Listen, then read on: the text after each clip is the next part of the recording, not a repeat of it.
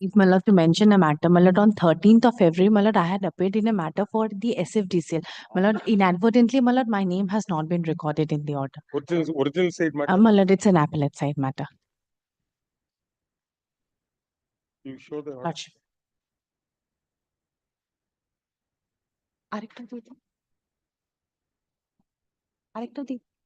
Lordship. You had appeared for? I have appeared for the my lord, State Fisheries Development Corporation, SFDCL. You can include it. This is along with Justice Vivas Patana. Matter has been listed under the caption to be mentioned. It is submitted by the learned advocate appearing for the State Fisheries Corporation. That though she had appeared in the matter, her name is not has been mentioned in the order dated 13/2/2025. This defect be rectified. The name of so and so learned advocate be mentioned in the order dated 13/2/2025. This order shall form part of the said order. I'm grateful, Your Lordship. Deeply obliged. My lord, leave may be granted to file this appeal matter without certified copy, my lord. So applied for the certificate copy. Lordship. Date of the order? Date of the order, 24th of January 2025, my lord. My lord, it is within time. Yes. Lordship, grateful, Lordship. Wait, please, my lord and my lady, my lord, if we're mentioning upon notice, this matter was mentioned day before yesterday. It's appearing in the list as item 83. My lord, the only difficulty is we have a notice under 142, my lord. This is, my lord, dated 14th of February. My lord, the date fixed for hearing is today before the department, my lord. And who will appear for the department? Who's appearing? Mr. Om Narayan Rai is appearing. My lord, we have given notice. The only difficulty, since it is listed today, otherwise, my lord, may I make this prayer.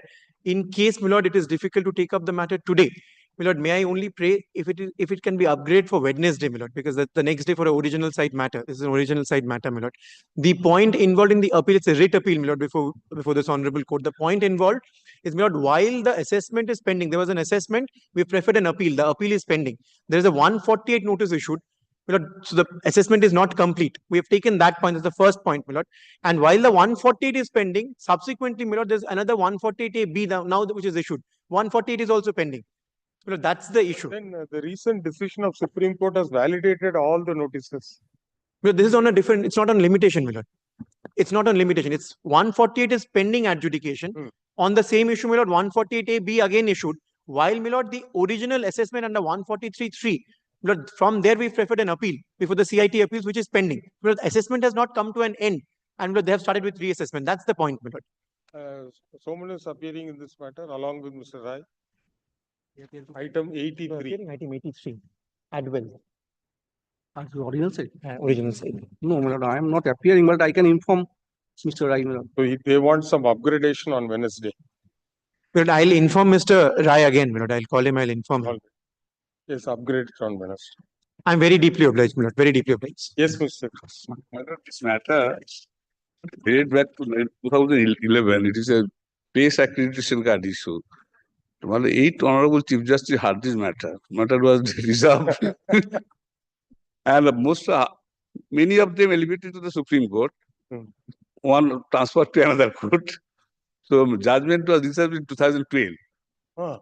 After that, this matter had all this subsequent Honorable Chief Justice, this matter. So what is the subject? Supplement press accreditation card, restriction on press accreditation card for the journalist. When the new government came to power, they have restricted the distribution of accreditation card on the ground, access to information. So we have challenged the validity of that notification. And it has been hard for the last 15 years rather. So I don't know whether there is a cards on this matter or not.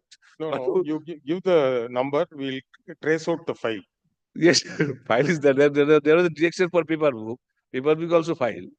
You please give the number. Let them trace out the file and place it before us, then we'll list it someday. Permission, my lord. I am mentioning, my lord, item number 86 upon notice, my lord. But it is fixed for hearing, my lord. On 12th of July, the matter was heard, the appellant was heard, the respondent was also heard. Only the judgments were not shown on 12th of July, my lord. This is the order that was passed on 12th of July. But then the other. Thereafter, the learned AG, my lord, was due to personal difficulty could not appear before this court, my lord. Then on 3rd January, I had mentioned the matter. Matter was taken up, and my lord, No, it was what we are trying to do is. fixed for hearing, my lord. No, But no, we are collecting all those matters yes, my lord. where the matters were heard substantially by the other division bench. Yes, my lord. Then we list it on one day and we'll try to dispose it off. My lord, already 9 months, 10 months. What to do? May I have my lord's leave to mention a matter, my lords, the Manrega matter. Upon my mentioning, my lords have upgraded the matter. I'm deeply grateful. Yesterday it was there in the It list. was 69, my lords. The week before, my lord, it was item 30. My lords had specifically directed. Please wait. You can't have a precedence over admissions. No. Yesterday we have completed, I think, up to 36. 36 we have come. There are another 15 or 20 more matters. 23 matters are there. It will reach. Next when it will come? Thursday. Definitely it will reach. Would it be my lord's pleasure to fix a time for the matter next Thursday, my lords? Any time. Let it be in the list. Subject to convenience of Mr. Bhattacharya, we will take it up. So I'm deeply grateful. May I permitted to mention a urgent matter, Your Lordship? My urgency is my client on OBC candidate was eligible for appointment was unlawfully overlooked in favor of another individual amidst numerous irregularities in selection process. Given my client advancing age, I respectfully request Your Lordship that the matter urgently listed and early hearing in daily list, Your Lordship. But it's a group 9 matter, no. Service matter, no. If it is group 6, only in respect of judicial officers and staff of the district court and high court, it will come here. The remaining go for Justice Tapopatra Chakravarti. Of course, his lordship is there in the circuit.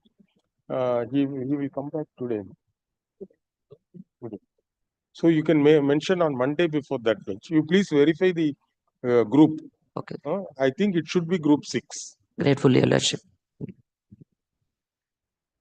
Yes. Original side daily list item number 1. Withdrawal.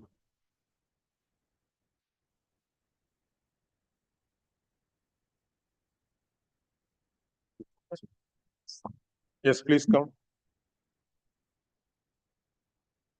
Below threshold limit. Below threshold limit. Below threshold. This appeal has been filed by the Commissioner of Custom Appeals, Kolkata, under Section 150 of the Customs Act 1961. 1961, challenging the order passed by the Custom Excise and Service Tax Tribunal, dated Tribunal Kolkata, dated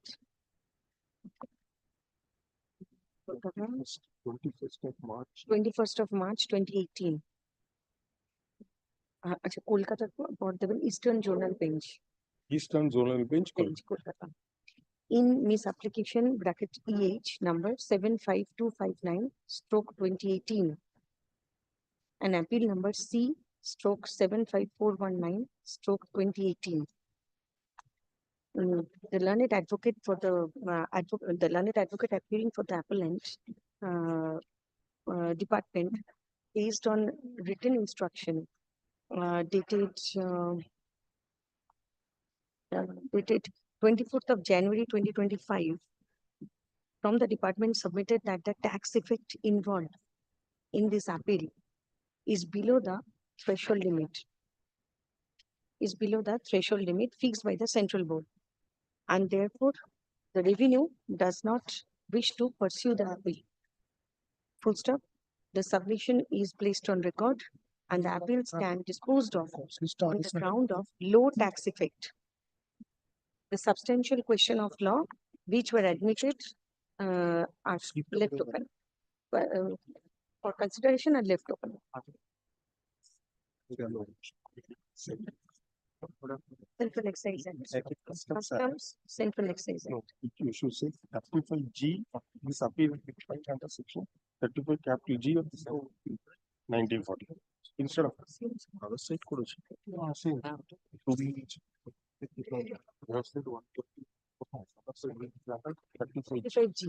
35G of Central Excise Act.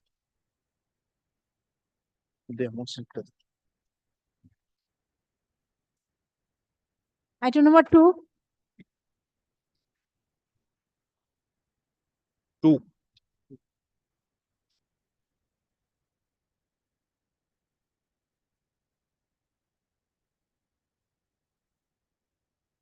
Yes. We have been there for respondents.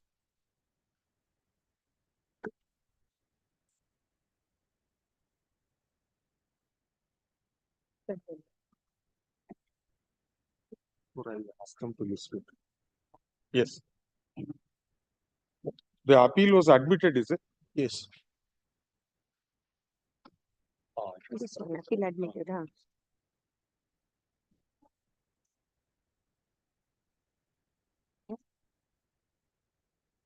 March 2016, since there are several matters. Umit Rupal From Justice Amit Chopra. and Mir Dara Keko. And who will appear for the, you're appearing for the No, I am appearing for the respondents, madam. respondent department. Yes. You got the paper book with you? No. No, my lord, actually, it has been made. Once. Mr. Let us see Banerjee the has order. The order has been passed on 15th December, madam. Pardon? 15th December. 15th December. Yes. Time. আরে ও mention করেছে ওরা যদি না আসে কি বলবেন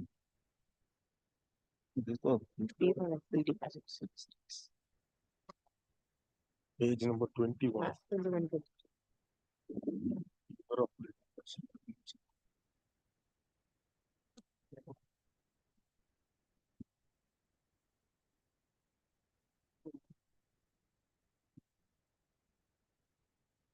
কোনটা?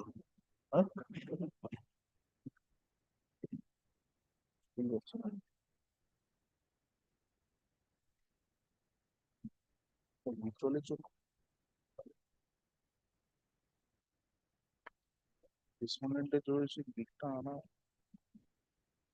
মুশকিল হয়ে গেছে।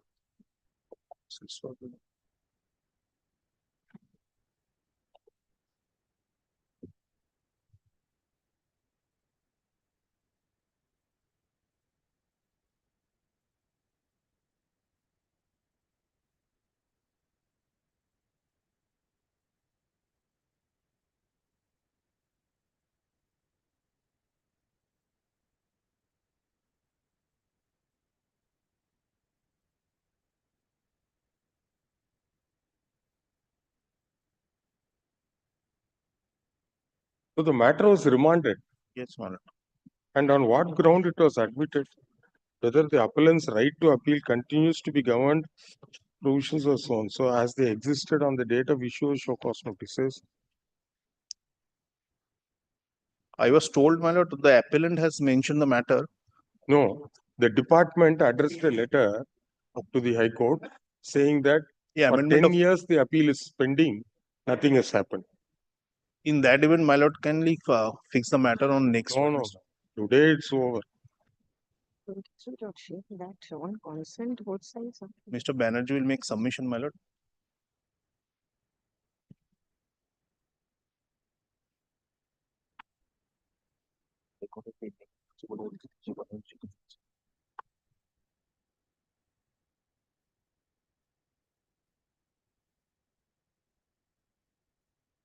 The backdrop of the case, my lord, what has happened?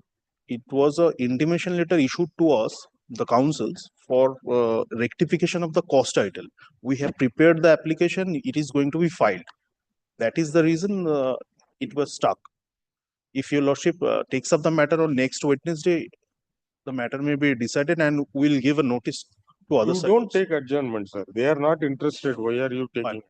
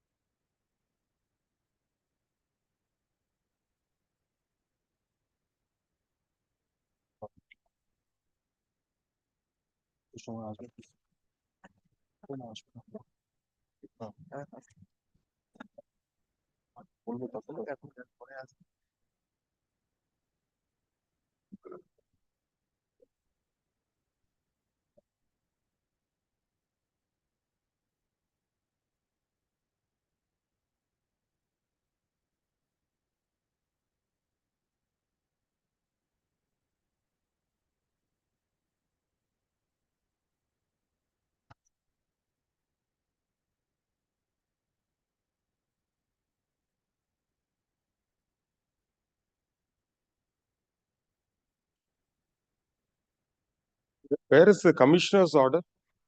My lord, I don't have the brief with me right now. Your lordship can take up the matter at 2 p.m. It will be, my lord.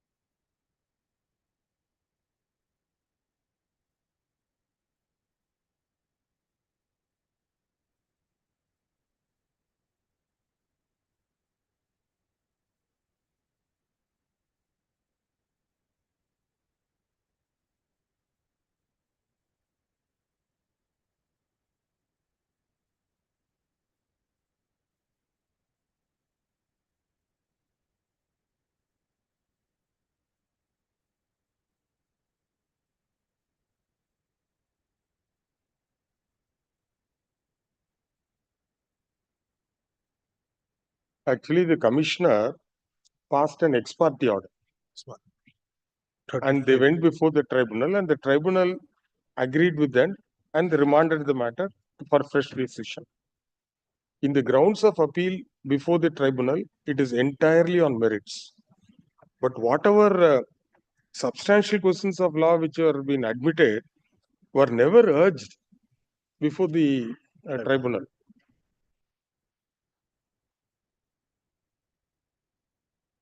How many cases are there? Only one. No? Only one. Please come, sir.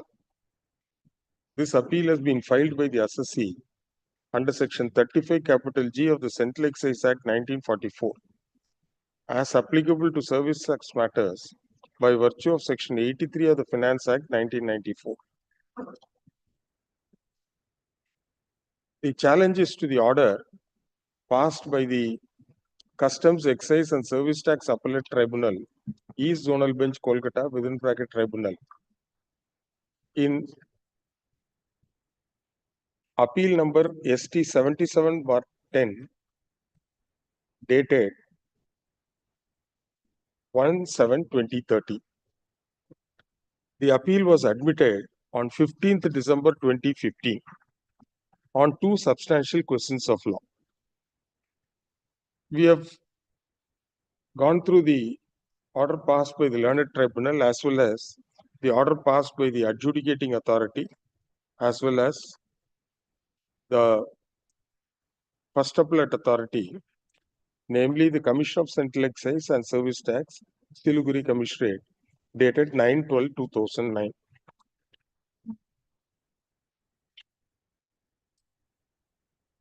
The first appellate authority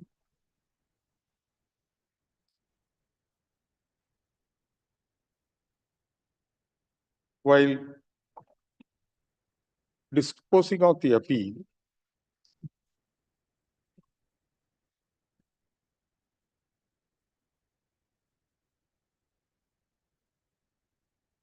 had noted that three opportunities of personal hearing were given to the appellant assessee, and as per their request, extension of time was also granted, but the assessee did not appear before the adjudicating authority. Further, it was pointed out that the department has earlier confirmed demand of service tax on exactly the same issue.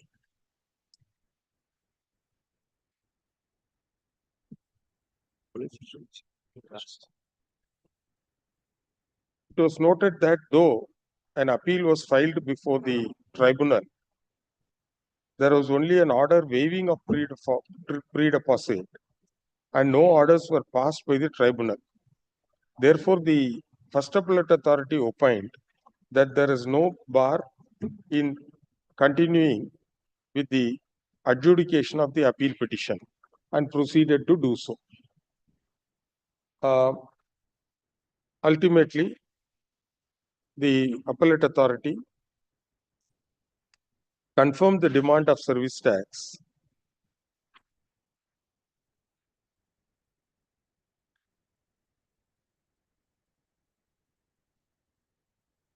directed the assessee to pay interest at the appropriate rate till the payment of service tax under Section 75 of the Finance Act 1994 and also imposed penalty under Section 78 of the Act. Insofar as the penalty imposed under Section 76 of the Finance Act 1994, which was proposed in the show cause notice, the First Appellate Authority held that there are no grounds to impose penalty under Section 76 of the Act, as well as Section 77 of the Act. Agreed by the same, the appellant assessee preferred appeal before the learned tribunal. We have perused the memorandum of appeal filed before the learned tribunal, and we find that apart from contending that there has been violation of principles of natural justice, all the grounds raised by the appellant assessee were on the merits of the matter, namely as to the correctness of the finding of the adjudicating authority as well as the appellate authority. When the matter was taken up by the tribunal, firstly, the application seeking waiver of pre-deposit of service tax of rupees 33.40 crores and equal amount of penalty imposed under Section 78 of the Finance Act 1994 was taken up. The learned advocate appearing for the appellant assessee before the tribunal submitted that the order passed by the commissioner was an ex parte order without observing the basic principles of natural justice. The tribunal opined that instead of disposing of the stay application and keeping the appeal pending, it would not serve any purpose, and it is better to dispose of the appeal at the stage of hearing the stay petition and with the consent of either side, and after waiving the requirement of pre-deposit, the appeal was taken up for disposal. After going through the facts and circumstances of the case, the tribunal held that it is not in dispute that the assessee was not given requisite number of hearings as laid down under Section 33 capital A of the Central Excise Act, which was made applicable to service tax matters. Further, the tribunal held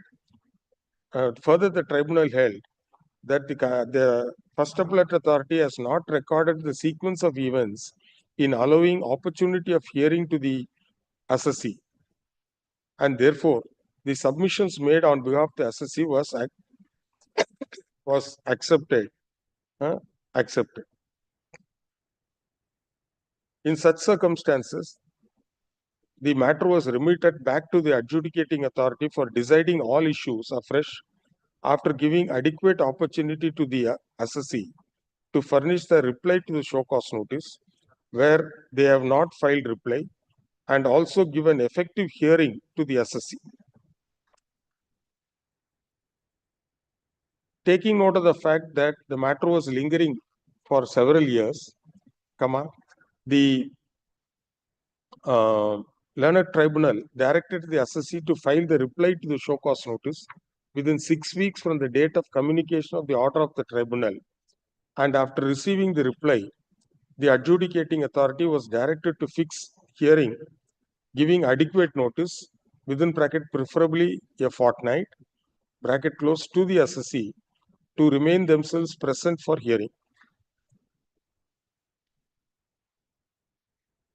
In full stop. In any case, no, full stop. Both sides agreed before the tribunal that the adjudication proceeding should be completed within 4 months from the date of communication of the order. Further, it was made clear that the learned tribunal has not expressed any opinion on the merits and all issues are kept open. The assessee undertook to cooperate in the adjudication proceedings. Consequently, the order passed by the impugned order before the learned tribunal was set aside and the appeal was allowed by way of remand. Thus, it could be seen that the impugned order of remand is in effect a consent order, and the assessee undertook to cooperate in the adjudication proceedings upon remand. Surprisingly, in this appeal, the substantial questions of law which were raised by the assessee appear to have not been canvassed before the tribunal.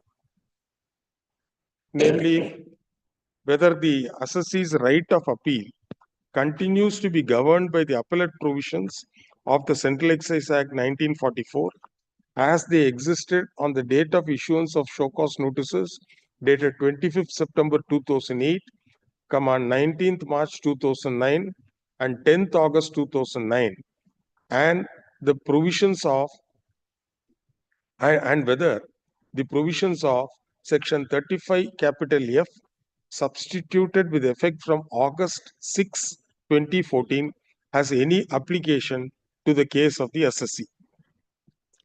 Further, it is contended that the learned tribunal was not justified in dismissing the appellant's appeal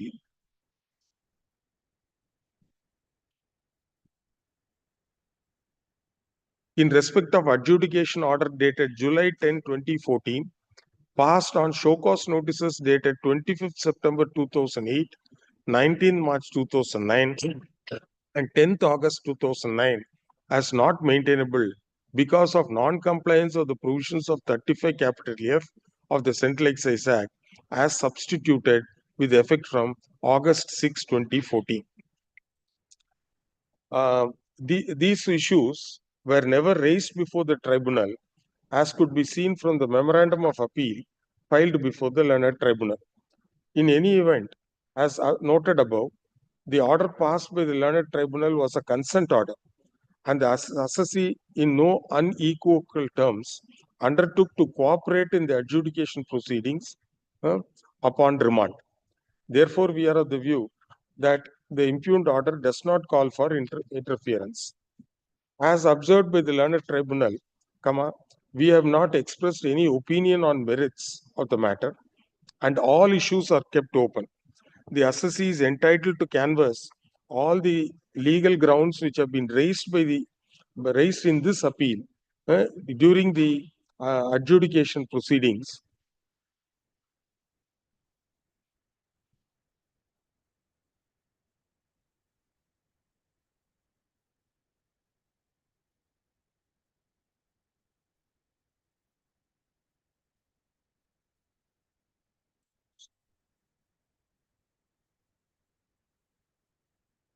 Adjudication proceedings.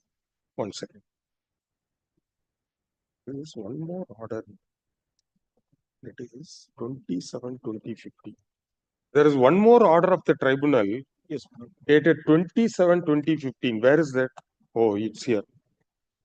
No, 13/5/2015.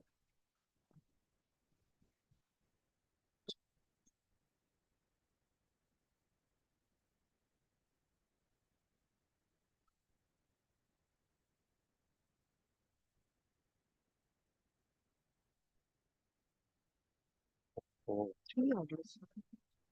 sorry. September 19th March and 10th August. Oh.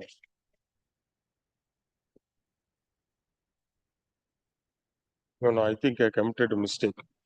Page 21 is not the impugned order. Page 21 is not the impugned order. Sir, please sit down, sir.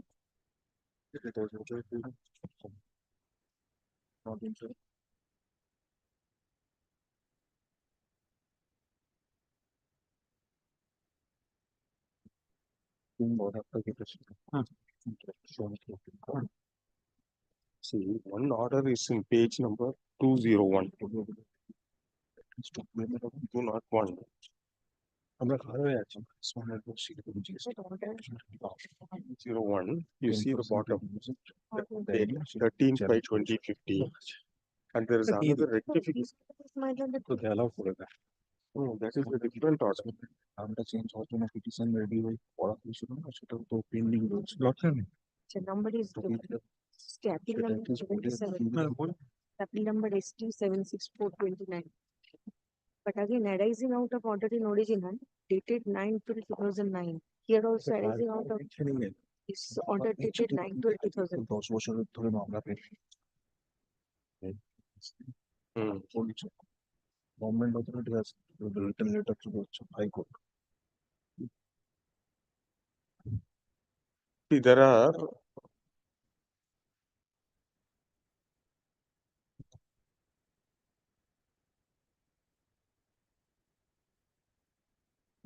This one is 13 and this one is but it's all arising out of same and dated 9/12/2009.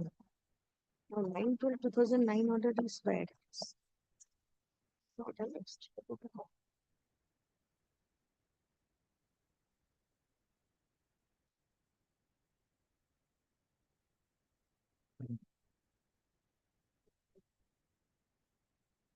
দিতে হবে যে তোমরা directly যদি Department চিঠি directly chief justice to the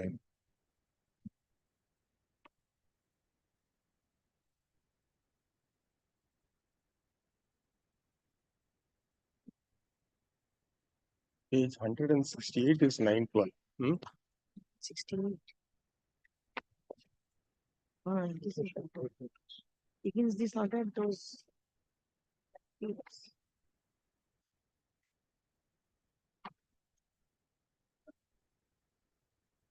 Three show cause notices were adjudicated, and I think common order was passed. Check. Three appeals, different appeals. It's not much different.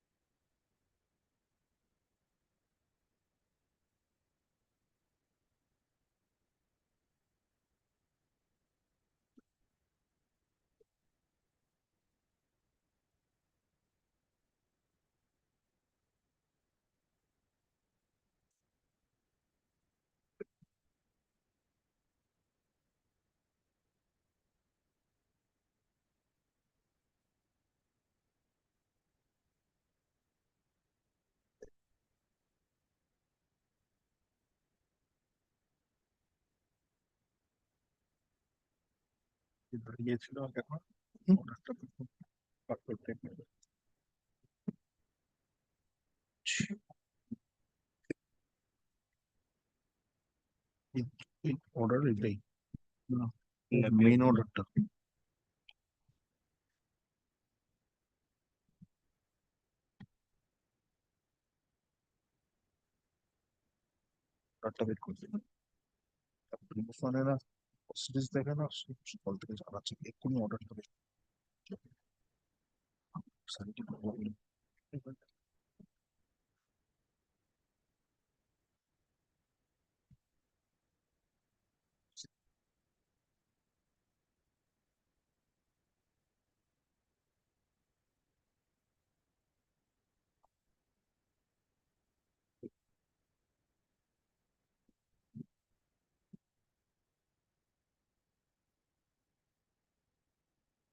No, the issue is Section 35F of the Central Excise Act was amended. So when they file an appeal before the tribunal, whether they should effect the pre-deposit in terms of the amended provision provisions or or not. not.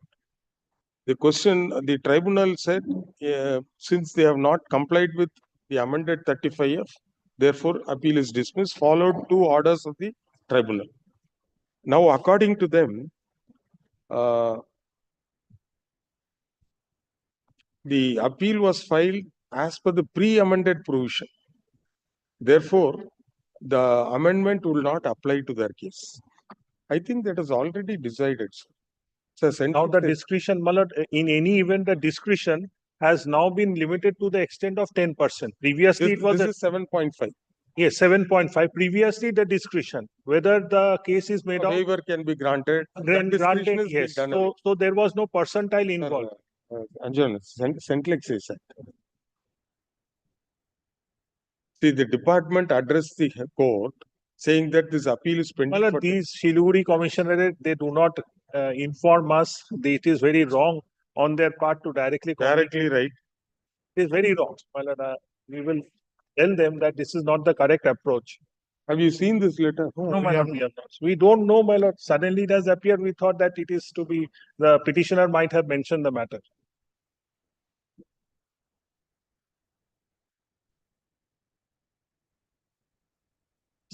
Because now the CBIC is putting pressure. Now the pressure is being transmitted through the letters addressing to us and also addressing to the court.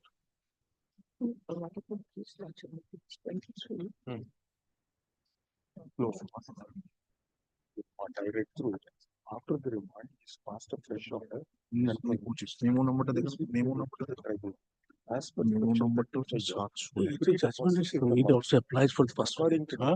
It also applies for the prosecutor. Rajasthan High Court judgment is But my learned senior friend is saying that it also applies retrospectively. Yes, it also applies for the past period. There are Rajasthan High Court judgment and some other judgments are also there.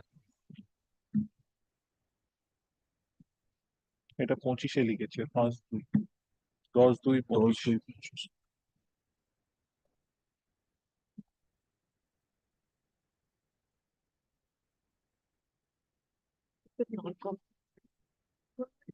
It's been done on them. That citation is available, sir. I can give, but right now go to my chamber. No, I also remember,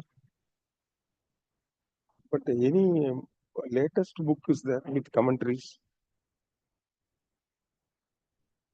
Well, Lordship keeps it out on next Wednesday, my lord. We shall give the necessary judgments for your Lordship. Otherwise, your Lordship may remand the matter to the tribunal because they are not appearing before the tribunal. So naturally, it is their duty to bring it to the notice. Now they have filed an appeal. Good here. Now 35A, my lord.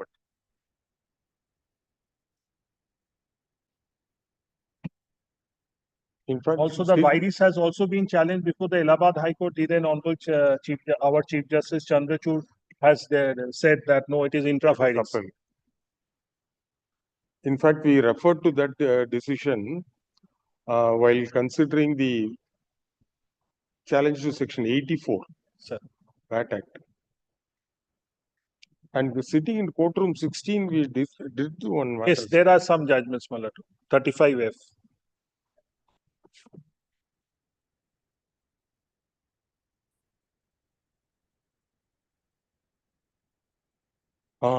You can inform Arjit Chakraborty. He Yes. appeared. Hey.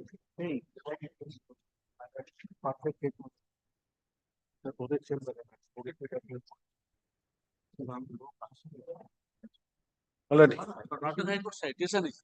Hmm? Karnataka High Court citation is available, but a citation is also. You give that citation. Judgment is not there, my lord. I apologize, my lord. The entire judgment is not Citation there. is down. No, you just tell the citation. 2015 2015 TIOL TIOL 2637 2637 HC HC Karnataka. Karnataka CX. CX Karnataka. Karnataka Yeah. CX. At Cost the end. title. I don't have the cost title. Cost title. Also, Rajasthan High Court judgment is there. Rajasthan High Court judgment is there. Sir, can you get that judgment?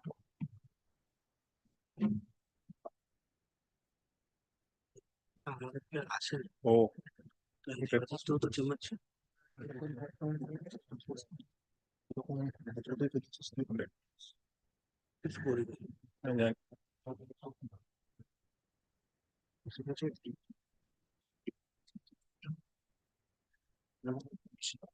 কাজ করিস না ছেলে খেলা করিস না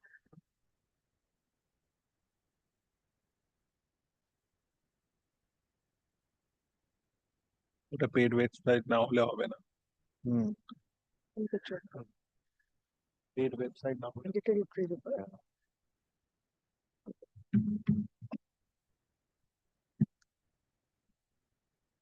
না হাইকোর্টে তো নিজস্ব মানপত্র সাবস্ক্রিপশন ইন্ডিয়া কানুনে দেখুন এটা পেড সাবস্ক্রিপশন না হলে হবে না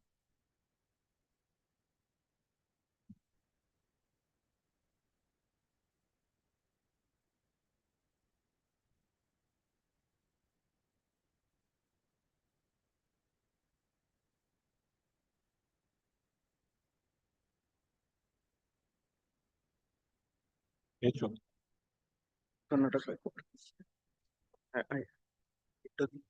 ওই তো ওনাকে ফরওয়ার্ড করে দেন Done the PDF. ইয়ে নাম্বার আছে না ওনার নাম্বার আপনাকে ফরওয়ার্ড করতে পারি? আমার ইয়ে কি নাম জানো অঞ্জন দা অঞ্জন দা তোমার মোবাইল নাম্বারটা দাও ফরওয়ার্ড করে দিচ্ছি Lord, I have downloaded a soft copy. I'm Yes. transferring. তোমার মোবাইল নাম্বারটা দিই হ্যাঁ মেল করে দিত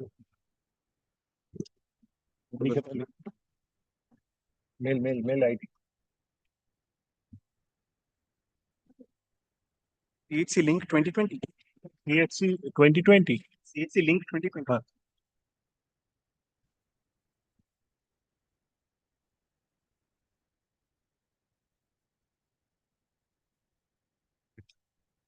দেখো গেছে কিনা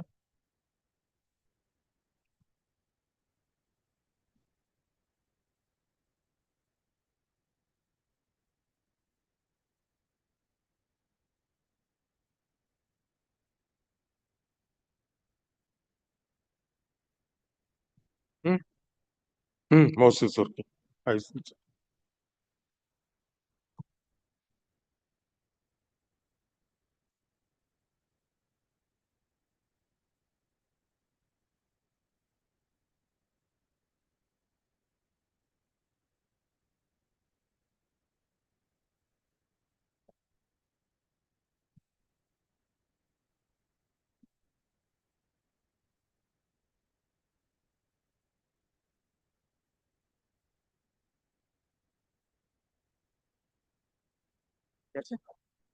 Yes. Yes.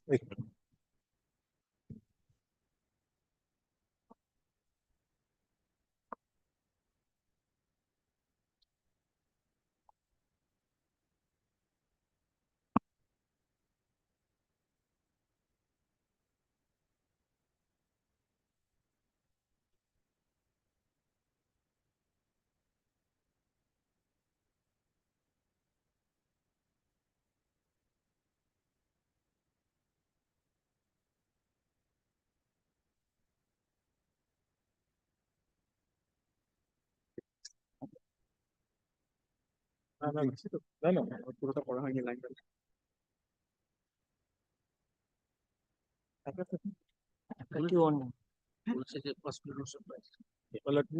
31 will be.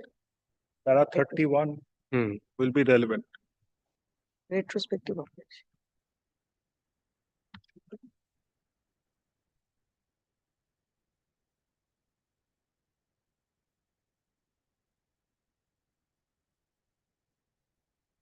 Para 31.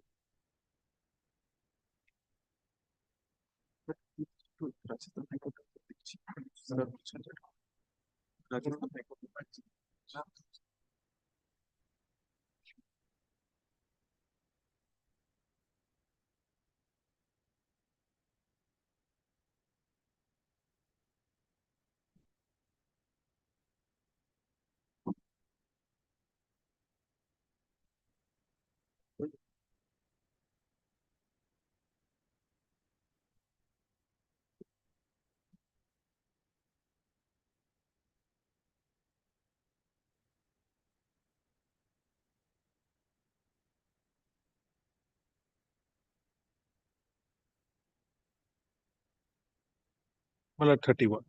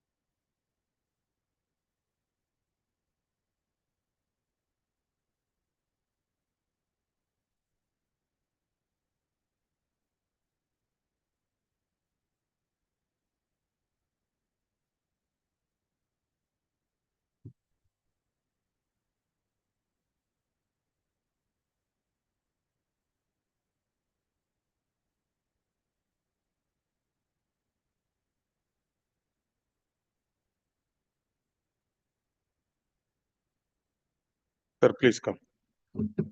Thanks. You have to that first preamble portion you can have. Thereafter, we have this appeal so also. The sorry, sir. The preamble also has to change. You strike out that.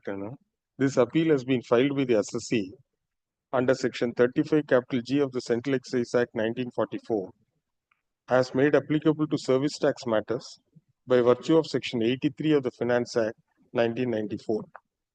In this appeal, the SSC challenges the order passed by the learned tribunal, passed by the Customs, Excise and Service Tax Appellate Tribunal East Zonal Bench, Kolkata, within bracket tribunal, dated 13/5/2015, and the rectified order dated 27/2015 in appeal number ST-76429/14.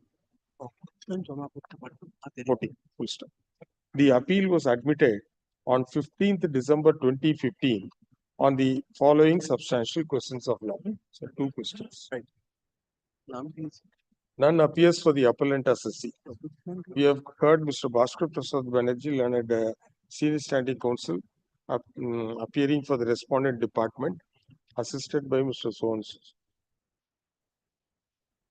As could be seen from the impugned order passed by the learned tribunal dated 13/5/2015, the appeal filed by the SSC on 15/11/2014, challenging the order in original dated 9/12/2009, passed by the Commission of Central Excise and Service Tax, Siliguri, was dismissed on the ground that the SSC, appellant SSC, has not complied with the amended provision of Section 35 capital F as applicable to service tax matters by virtue of Section 83 of the Finance Act.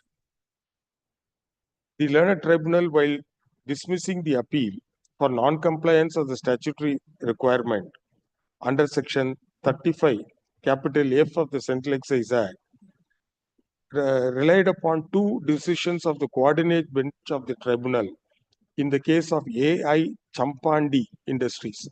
That you will find it in page 202. Industries, Muralidhar Ratanlal Exports Limited versus CCE, dated 5/1/2015.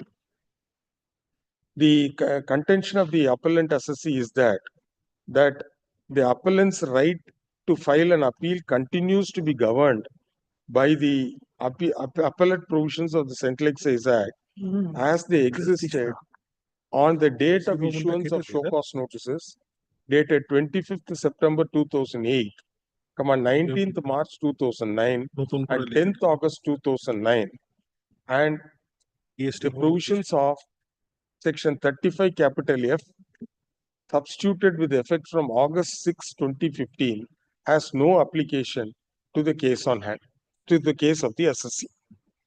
This issue is no longer res integra and has been settled in the decision in, so I will give the cause title, in the decision so-and-so, 2015 TIOL 2637, High Court hyphen Karnataka High Court hyphen Central Excise. Among several other issues which were considered in the said matter, the issue as to whether the amended provisions of Section 35 capital F would have retrospective operation was also considered. And it was held as follows. Please quote para 31 of the judgment.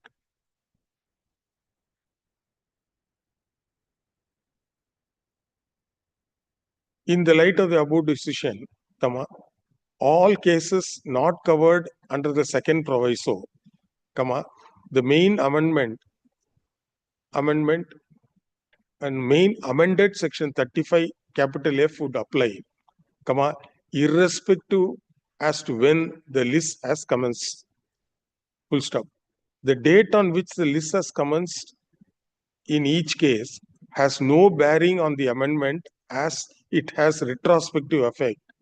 And even if the list has commenced prior to the date of amendment and an appeal had not been filed on that date, even in such a situation, the main amended Section 35 capital F would apply and a pre-deposit as per amended provision would have to be made.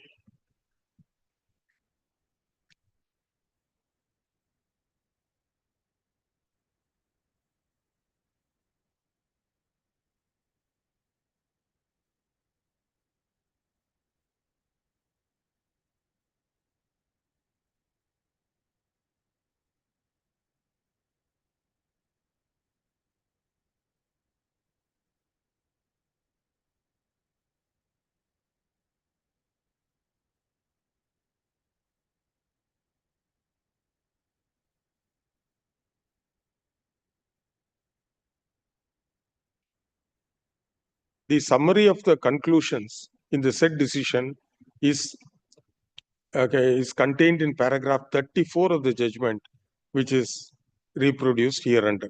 Please extract the entire 34.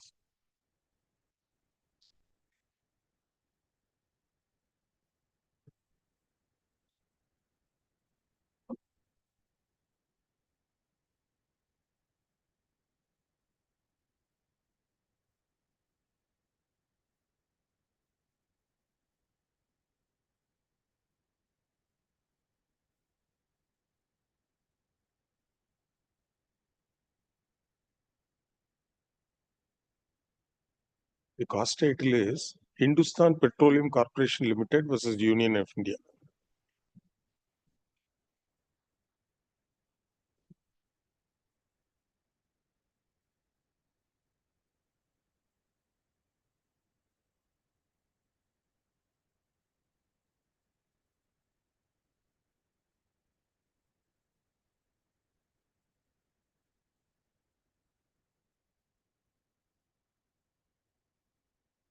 Just following the, you just check out whether any appeal was filed against this, And if you do and Yes. inform by afternoon. Thus, following the above decision, the substantial questions of law which were admitted in this appeal are answered against the appellant assessee, and the appeal stands dismissed. Party number. Discussion into what is the difference between the procedural law and the substantive law. Procedural law is and the second proviso, page 85 of the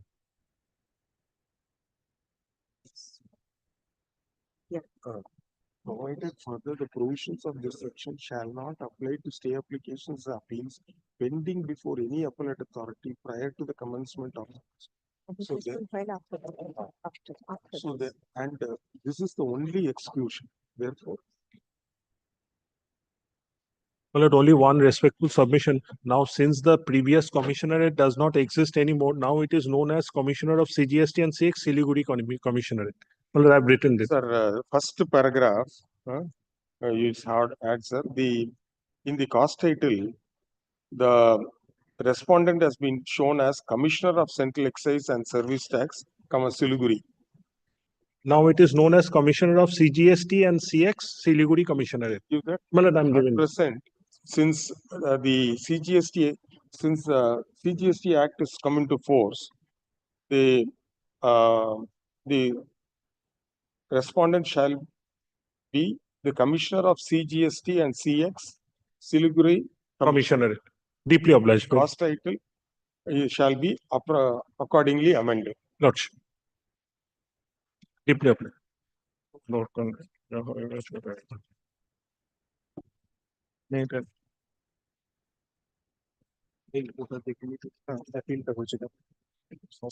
Item number 3.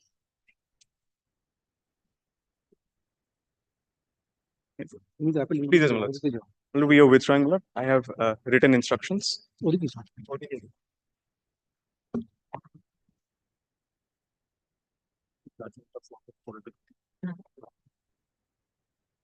they want to withdraw the appeal, with this preamble, you say, and then this letter, circulated.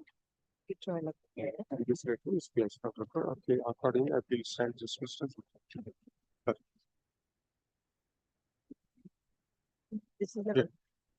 This is an appeal under section 263 of the Income Tax Act, challenging an order dated February 7, 2024, passed by the Income Tax Appellate Tribunal, Bench A, Kolkata, in ITA, bearing number 475/KOL/2023 for the assessment year 2011-12. The learned advocate appearing on behalf of the appellate has circulated a letter dated 17th February 2025 to withdraw this ITAT appeal. Let it be put to the record. Appeal as they have opted for DTVSV 2024, which is accepted by Principal Commissioner of Income Tax 9, Kolkata, and Form 2 issued for all the assessment years. Full stop. Let the letter be kept with the record, and the prayer stands allowed.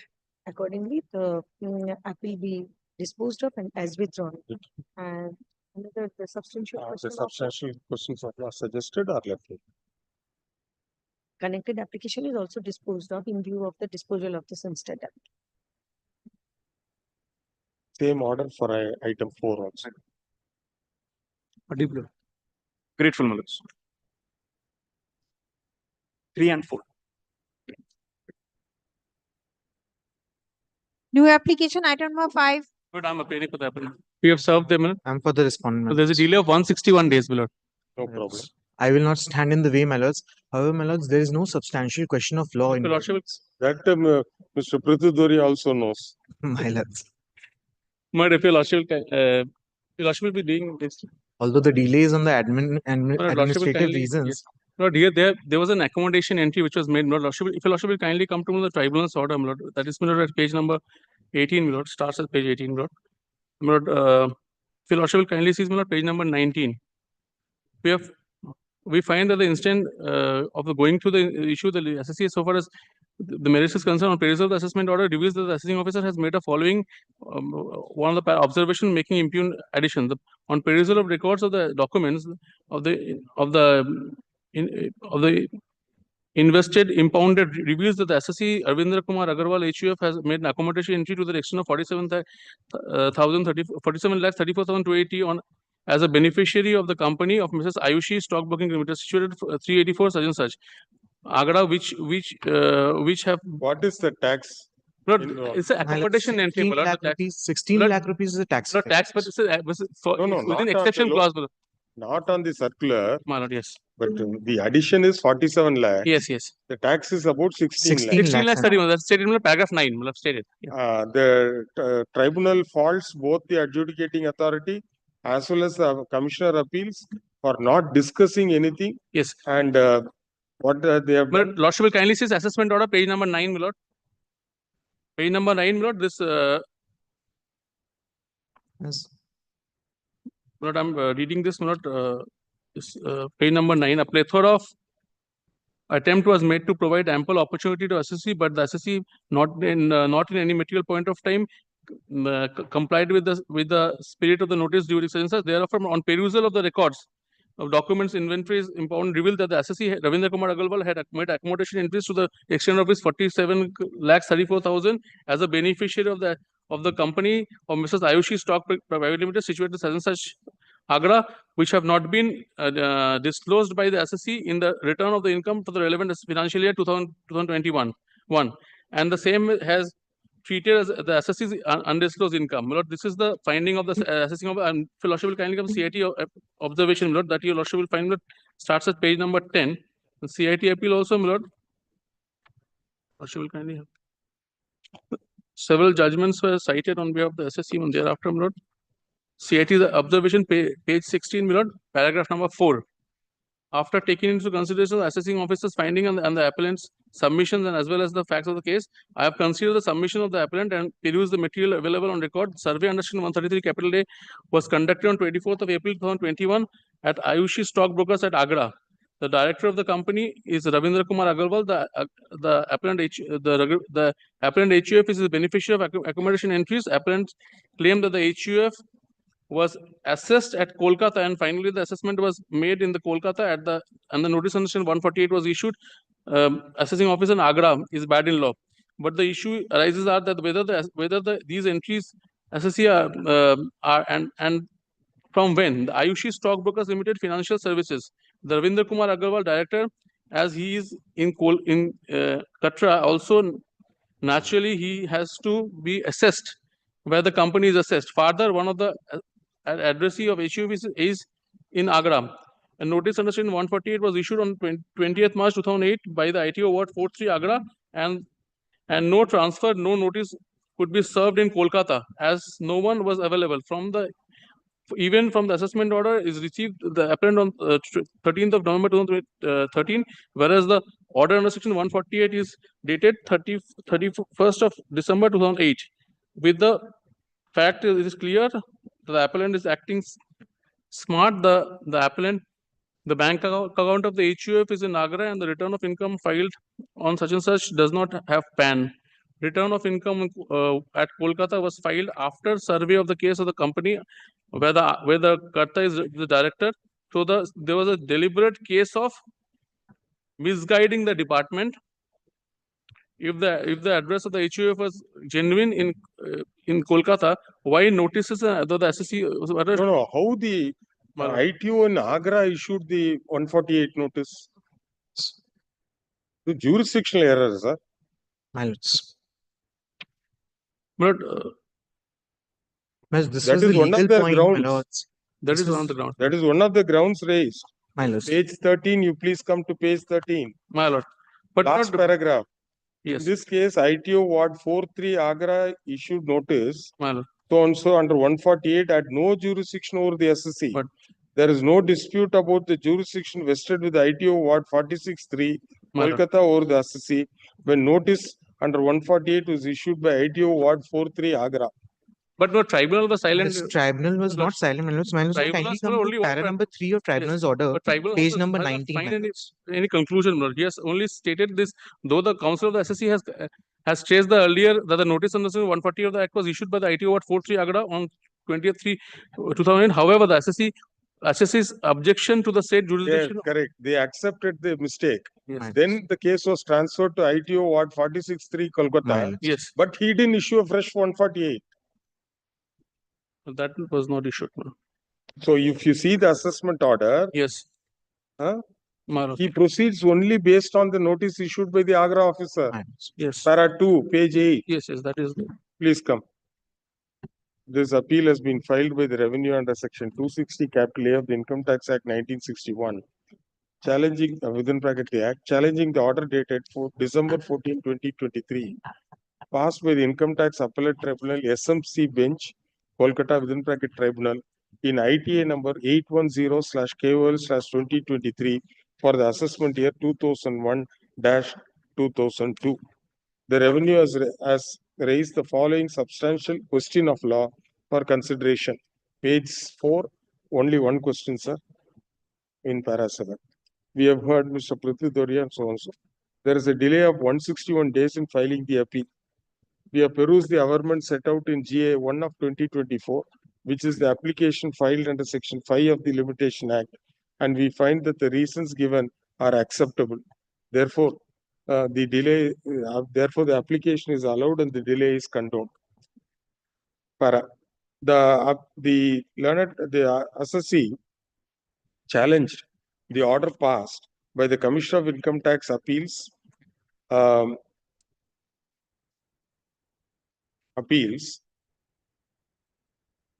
under the National Faceless Appeal Center dated 6th June 2023, by which the Commissioner affirmed the order passed by the assessing officer dated 31/12/2008 under Section 143 within bracket 3/147/144 of the Act. The first issue which was noticed by the tribunal is that the initial notice under Section 148 was dated 20th March 2008 was issued by the income tax officer, Ward 4 within bracket 3, Agra. And the assessee had raised an objection that the said assessing officer does not have jurisdiction as the assessee was as the jurisdictional assessing officer of the assessee is the income tax officer, Ward 46 within bracket 3, Kolkata. The department does not dispute this fact, and consequently the case to transferred to the income tax officer, Ward 46 within bracket 3, Kolkata. However, the said officer did not issue notice to the assessee under Section 148 of the Act, but proceeded based on the notice issued by the income tax officer at Agra, who had no jurisdiction over the assessee. Apart from that, the learned tribunal has examined the factual position and found that both the assessing officer as well as the Commissioner of Appeals, Commissioner of Income Tax, Commissioner of Income Tax within bracket appeal, has not discussed about the transaction, even transaction to before holding the transaction to be a bogus transaction. Thus, we find the matter is entirely factual and no question of law, much less substantial question of law, arises for consideration. Accordingly, the appeal fails and is dismissed. Deeply obliged. Millard, only one thing, Millard, I wanted to say. Millard, the survey operation was conducted in Agra. In that survey operation, we came to know that the SSC had been given the accommodation entry. Now, Millard, so notices were sent to the SSC here by the centralized assessing officer. And that centralized assessment was not centralized. is assessment 127, there's no order. The ITO in Agra issued 148. They objected, thereafter the case to transfer to Kolkata, but he proceeded on the same 148 notice. That is evident. Small amount, sir. Next, we add Mr. Ariak, that's name. Huh? But Mr. Ariak, that section name. 1, only one, section 124, subsection 3, Lordship will kindly, but when the jurisdiction of the assessing officer cannot be taken into consideration, only one or two. That's all. Next. Item number 6. How many days there? 330. 332 days, not You are objecting, Mr. Agarwal?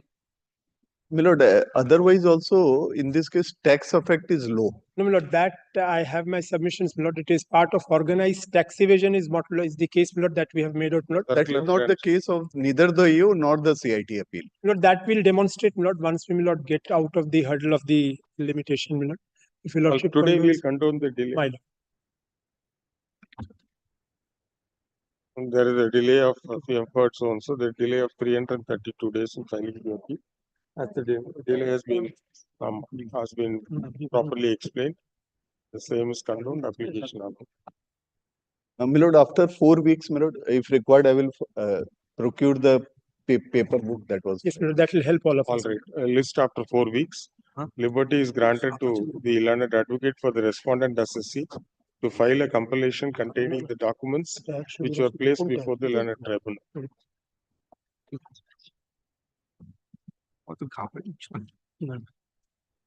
Item number 7. Respondent served. Yes, my lord, yes, my lord. Affidavit of service. Who will appear for the respondent?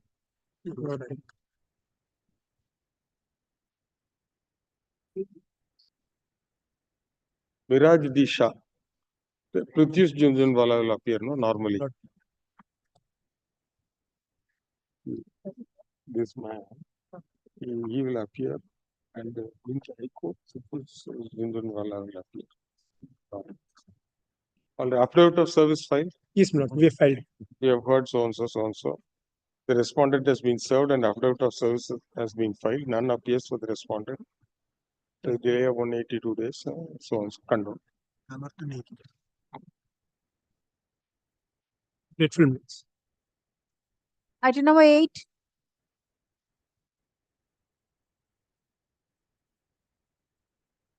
Your Lordship, in item number 8, I am appearing on behalf of the respondent. Your Lordship, last occasion, my Lord just given us liberty to just file the opposition of section 5 application, Your Lordship. We are seeking short time, Your Lordship, to file that. 8 and 9 both, Your Lordship. Well, you have not filed. Your Lordship, we did not file that due to some personal difficulty. We are just taking the short time, Your Lordship. Why don't you argue the matter on merits and be done with it? Your Lordship, actually, they have just filed the section 5 application here, which already in some of matter, it was dismissed, Your Lordship, because they did not just come up with the proper.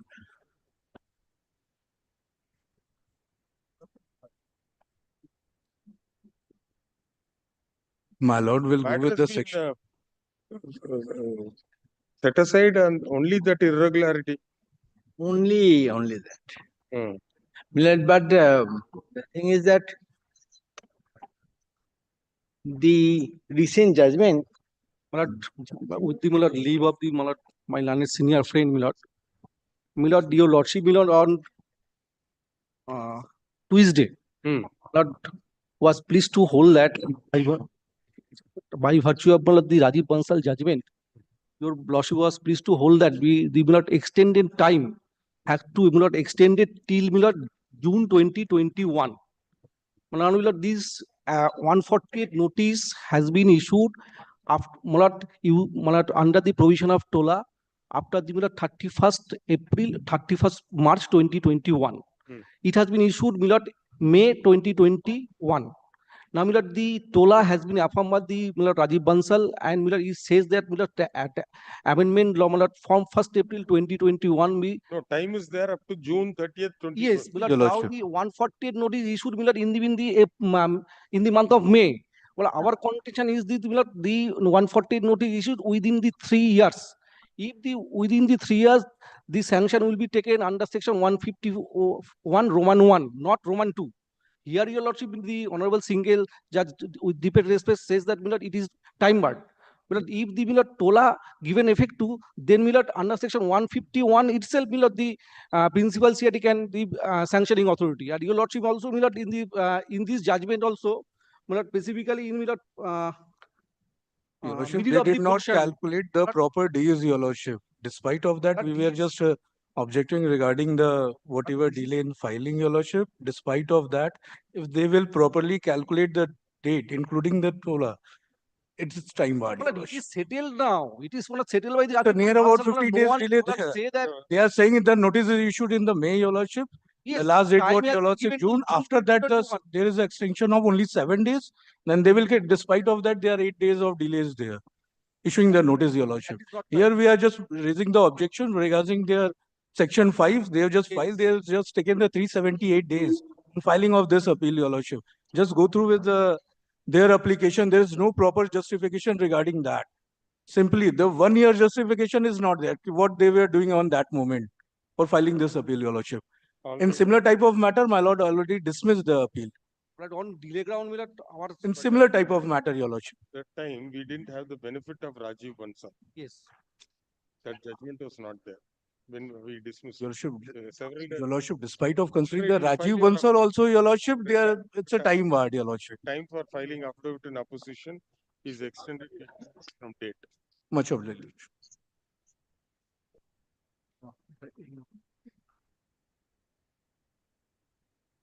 8 and 9. 8 and 9, Your Lordship. Should I'm I grateful to you, go Rajiv Bansal? You have it on when we hear the matter. I'm grateful to you, Lordship. Item number 10. Delay of 707 days, my lord. Already there was a direction for filing affidavits. Well, I'm appearing Filed it. They virtually, have my lord. also taken out an application GA3, which is also appearing in your lordship's list for the extension of time to the file the affidavit in opposition. But here also the same issue, because this is not an appeal against the order of the tribunal. This is an appeal against the order of the tribunal. It's a writ appeal, my lord. With regard to this, for the assessment year 2014-15, and also covered by the Rajiv Bansal's case, my lord. But they are the very threshold. They're taking the issue of the delay of 707. So they have taken it on an application for the extension of time to file the affidavit in opposition. They have filed, but since this is purely a question of law, my lord can hear out the matter, my lord, subject to condonation of the delay of the. But 700 and odd days. Yes, 700. I have already given a plausible explanation with regard to the delay, paragraph 2021 onwards, my lord.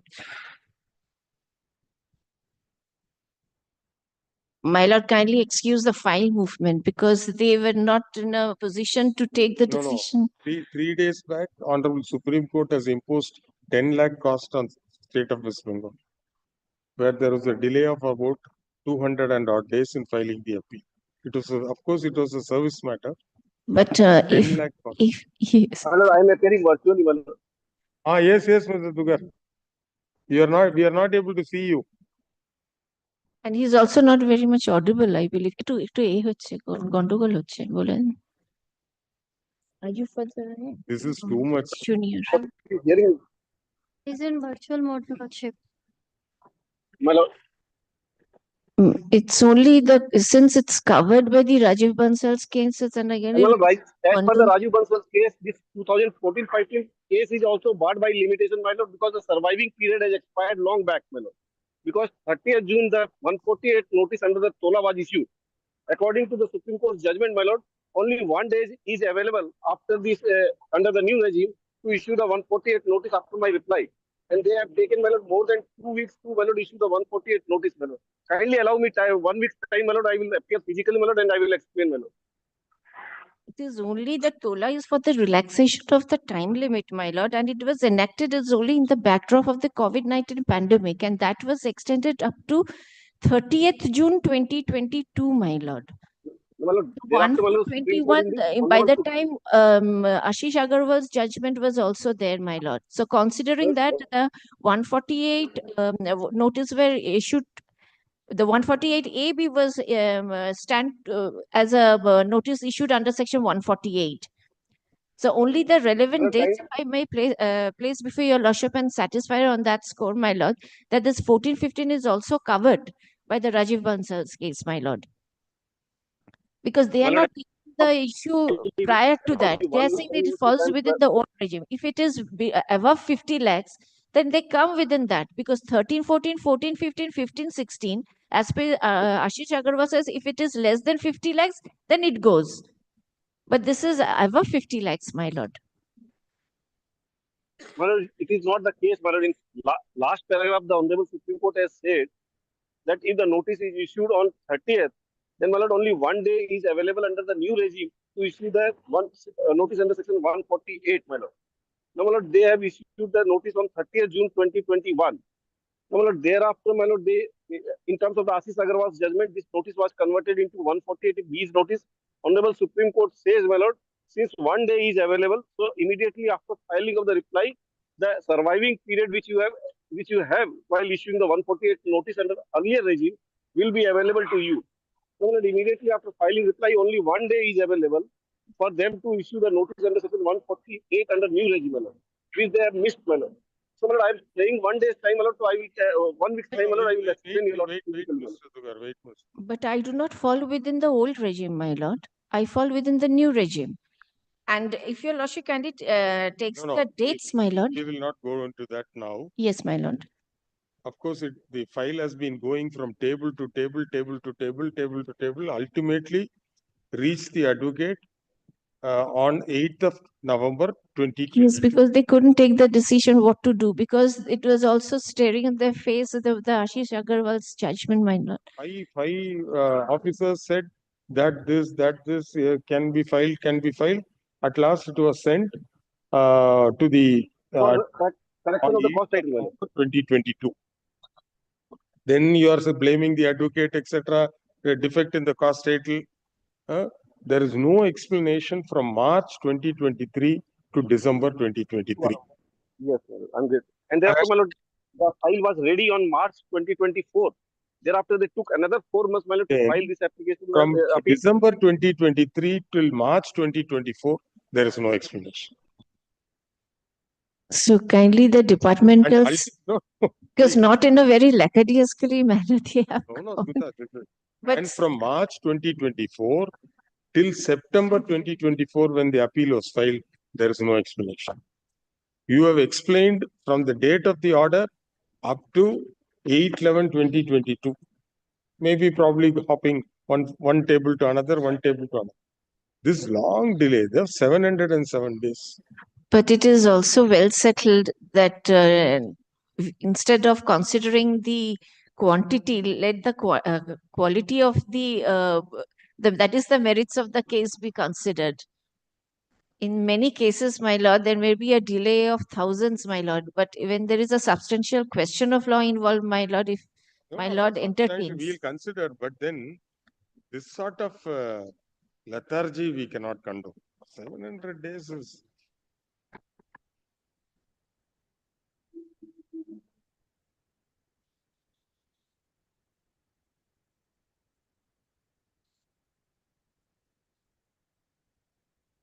Where is the 148 notice? Yes, ma'am. 148 notice is at page 92, my lord. And because the time runs from the date after receiving the response, and they have filed their reply twice, my lord. 92 is the page 92, my lord has got it.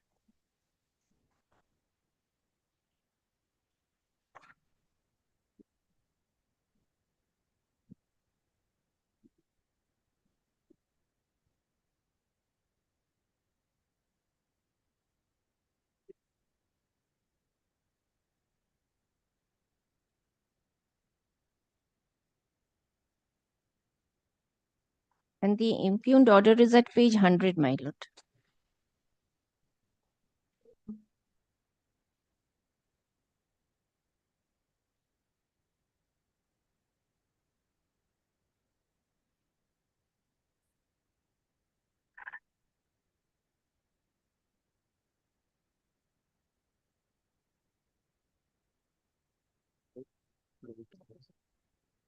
All right, time for filing affidavit in opposition is extended by 3 weeks from date. They have already filed. I think so. They No. need to file for this. But they have served me a copy, my lord. Maybe it's an application annexed to the application. Next, Deeply obliged, my lord. Item number 11.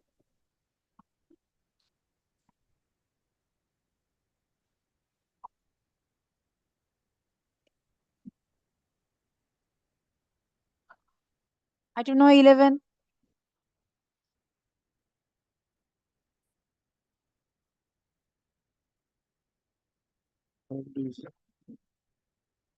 Petition in filing.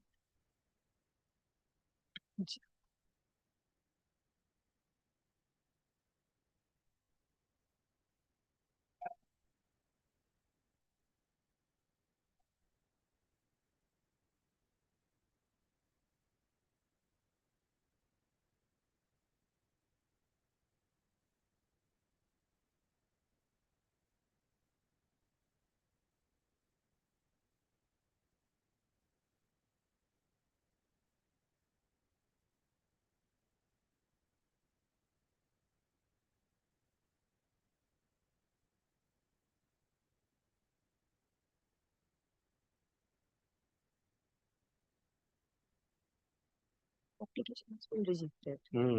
Will resolve against them where come. this center that Safema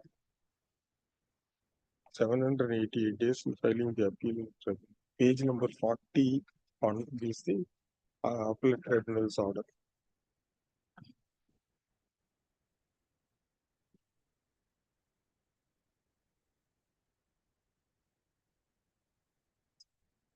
Details.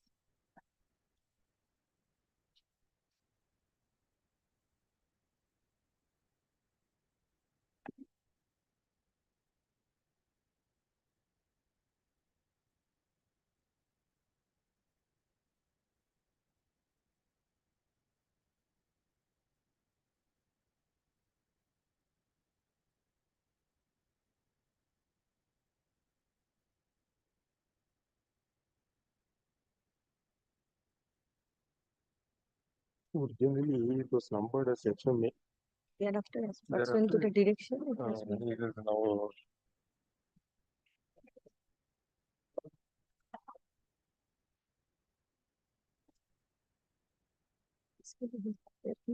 Against the order of decision of section 5. section 5.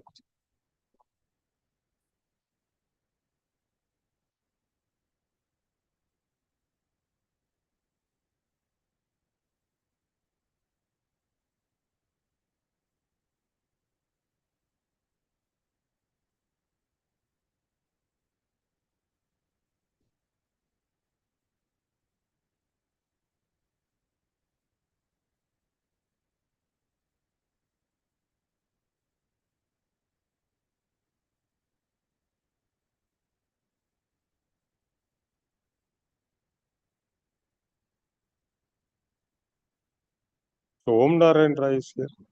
You had appeared in this matter for the respondent along with Mr. Vipul Kundalia. Initially, it was numbered as FMA. You show this order.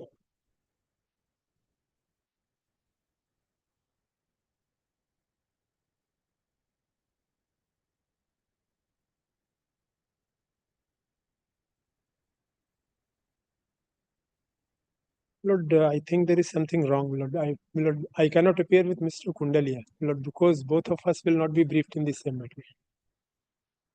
The order sheets. Yes. That was in 2023.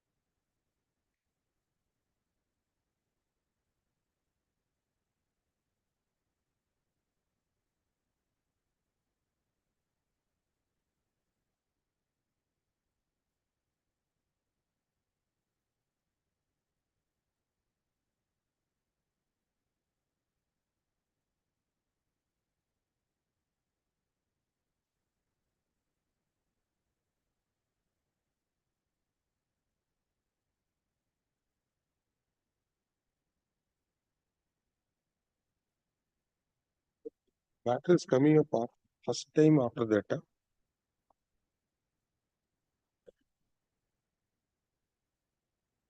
But this was running in the list earlier.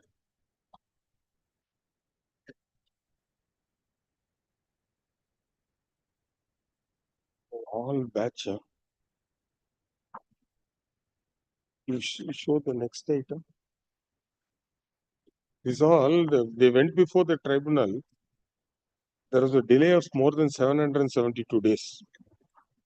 And the tribunal has dismissed the application for continuation of delay.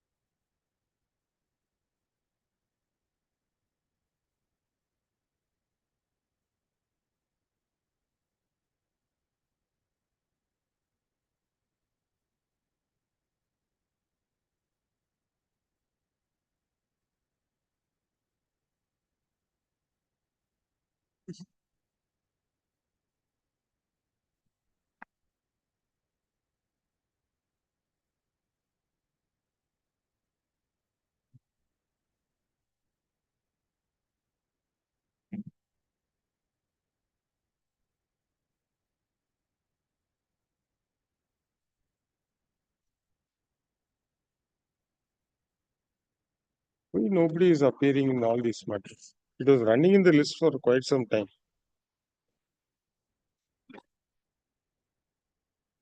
Lord, I think, Lord, the appellant also is not there. Vishwanath Devra is the appellant assigned from the first item.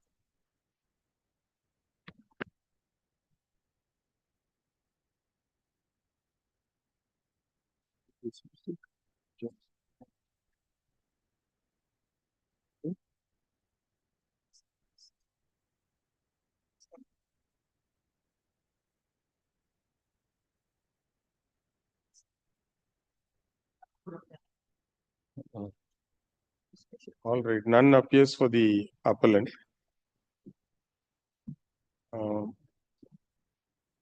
List the appeal under the caption for dismissal next Wednesday.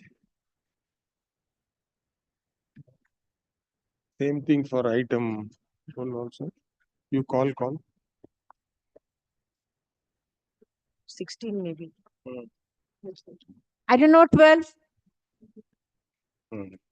Item number 12, Your Lordship. This is an appeal that we filed against the order passed by the SAFEMA Tribunal on 6th March 24, Your Lordship. Your Lordship, in these matters, there was also a writ petition that we had filed earlier challenging, my Lord, the order passed. Yeah. My Lord, we've preferred an appeal against the order passed by the learned single judge as well. Your Lordship, that is APOT 246 of 2024. I'm humbly praying if both the matters may be taken up together. APOT is still pending. My Lord. APOT 246 of 2024. It is pending before which division bench? It will come before my lords. As my lords have the determination for residuary matters and. Okay, list this appeal along with the APOT 246 of 24. Who appears for the department? Who we've served. We've served. In the writ petition, who had appeared? At the time, in the writ petition, my lord. You show the order. The order is at the impugned order. I mean, in the tribunal's order, it has been extracted, but we don't have the cost statement. My lord, the order, my lord, it is at volume 2 at page number 157, Your Lordship. 157. Yes, Your Lord. Mr. Kumar Jyoti Tiwari. He's still a panel lawyer. And we'll have to inquire, my lord. If my lord may adjourn it for 2 weeks, club it, my lord, I'll ensure Okay. the department is duly. So also list along so and so. You give a date after 2 weeks. In the meantime, the learned advocate for the appellant shall serve the counsel for the respondent department. I'm grateful, my lord.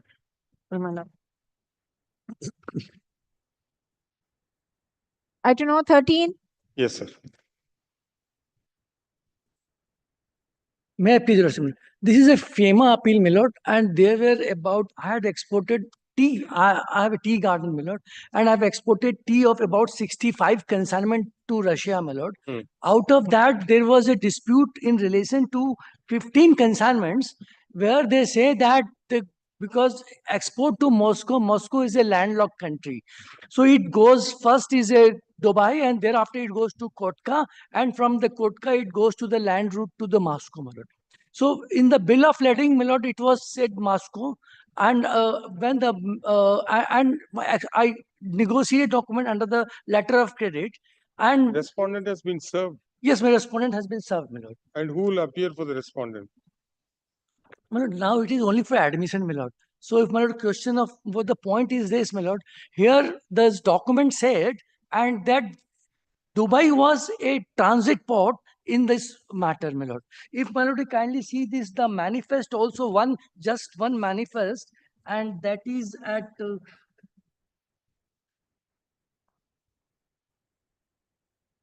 page 133, my lord. Page 133. This was 133. And this is the manifest. And at the bottom, my lord, we kindly see Dubai in transit to Moscow. There are 13 manifests of this, all the 13 consignments. And everywhere it is being mentioned Dubai, ITT, Moscow. This is the shipping company had filed with the custom authorities. Now, what has been said that after the goods landed at the Moscow, at the Dubai, certain goods were after Kotka. It says that the party who was the buyer, he did not clear this 15 consignment at Moscow. Our point was this, that we have exported these goods gone out of territory, and under the documents reached Moscow and goods were exported. Export was complete. My second point was this, that after it reached Kotka, foreign buyer can sell these goods to another party there at this. And we enclose many documents where our bill of this container number and manifest numbers are there, container number and seal numbers are there. Those have been switched bill of lading, and it has gone to Moscow. We had shown those documents. And adjudication order was passed on the ground that shipping agency has said that they release these goods at Moscow in respect of 15, and on that basis this so cause was given, and on that basis order was passed, and the tribunal also dismissed the appeal. My point was this, which we heard the authority concerned, that it made a charge under section 8 of the FEMA of that receipt of the hard currency only because goods landed at Dubai, and no other ground, no other matter. Is the goods were diverted in Dubai. What they are saying, goods were diverted in Dubai, means goods from Dubai, it did not go to Moscow. That is what they say. That is what my point was, and the point which we have raised is this, that after Kotka, I have no right on this title of the goods. It goes to the buyer. He may take these documents and again sell to another party, and he can take these goods to the Moscow. The buyer at Moscow can do that. Yes, buyer in Moscow can do it. Not the person who handles the cargo in the port of transshipment. Yes, buyer can do it. So we had shown that the buyer had done it because goods were documents were negotiated at the Russian bank. On what date it was served on the department? Where is the affidavit of service? You just check. It was on 13th of August. Who normally appears for the Arjit Chakravarti appears. Arjit is there. Arjit is not there. You will appear as this is a Safe moment. Well, I am appearing in item number 14. 13, I have no instruction. If your lordship takes it on some other day, I will come back with the instruction. You get instructions. My lord. My lord, can you indicate What date it has been served on the respondent department? service? My lord, I have given the bill. He's appearing for. My lord, I am appearing for the respondent number 1, Union of India, my lord, Yes. being led by the learned DSG, my lord, Mr. Muzumdar. And who will appear for respondent number 2? Enforcement. Enforcement director. So we will be What? appearing. You will be appearing for the Directorate of Enforcement. No. No, my lord, only in respect of Then second respondent. second respondent, my lord. I stand Second corrected, my lord. respondent is only a pro forma respondent. Yes, my lord. First respondent is the contesting respondent.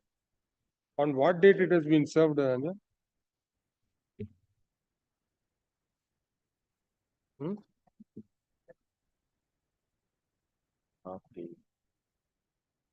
By hand.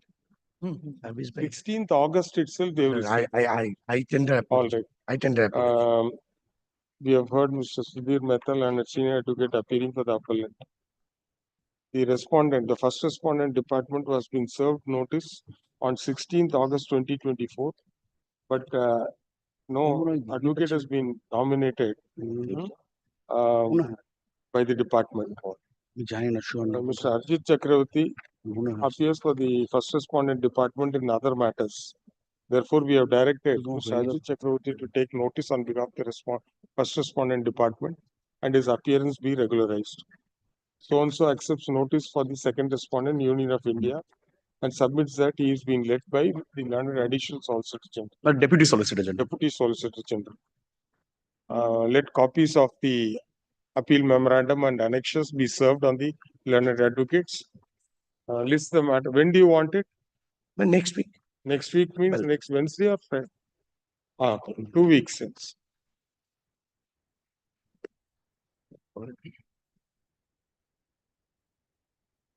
Next week, What about 14 is also same matter? No, 14 I am appearing. I don't know, 14.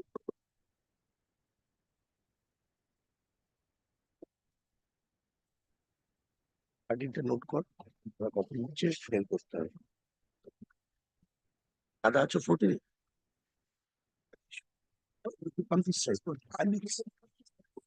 দাদা এদিকে দাঁড়াও please In this appeal, this is a foreign exchange management appeal.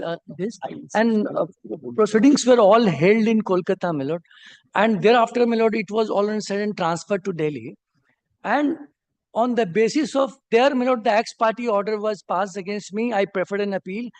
And in the adjudication proceeding, my cross-examination was denied. And natural justice breach was also there. And my third point was this, that from the case which was made out, 2 so-called notices were issued.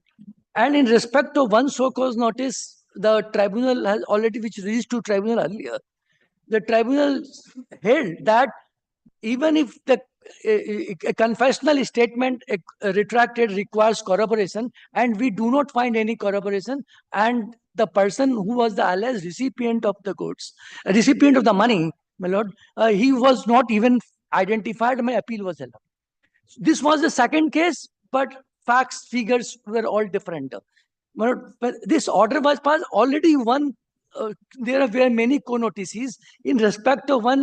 This court has already admitted the appeal, my lord. Here, my learned friend appeared. Yes. This is from the same order under appeal, my lord. Same order? Yeah, yes. Jan Vikas Banik.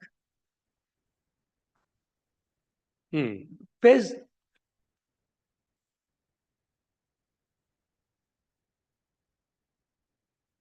Same substantial questions you But raised. this is same appeal, page 129.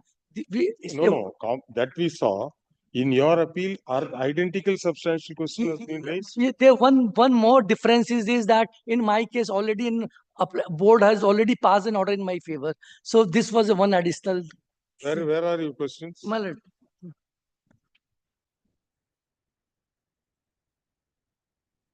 At page 11, my lord. 11.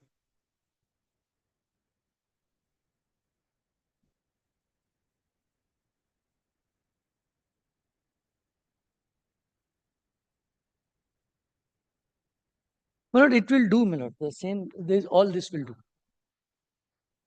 We will admit it on the same ground and club both the matters. What about there is one more appeal before the tribunal? That you are Yes. not. No, it is also there in today's list. My lord, I am for 15, my lord. That 15. is also writing on the same order. And my lord, These same, three same appeals. questions of law has been framed. In that also, it is also an ex parte order, prosecution denied. Even after the tribunal's own decision, they did not consider it even at the time of hearing it was submitted. All right. Sir, 14 and 14 and 15 can be tagged with this appeal. yes. So you admit it on the same grounds, substantial questions, and say that the appeals to be heard along with FEA 6 of 2024, as all the three appeals arise out of a common order passed by the tribunal. No, my lord, common order in original by the adjudicating authority. No, tribunal also. Tribunal order is common also. Tribunal also, page 129, Very common order. Common order passed by the tribunal. Right. Paper book is not No, required. not required, my lord. The filing of informal paper book is dispensed with, and the stay petition be retained on the file. My paper book will be required, my lord. Why? Because my lord, they have only Waste of paper, Arjun. One paper book will be one If all compilation this is sufficient. everything is here, then Yes. one compilation is required, my lord, because they have not given the copies of the relied upon documents to the show cause notice. Those are the statements which they are saying that cannot be relied upon. My lord, maybe I have given. We will have one compilation. one compilation of all the the documents. That will suffice. appellants are directed to file a compilation containing all documents, namely the relied upon documents appended to the show cause notice, My lord. statements which were recorded, etc.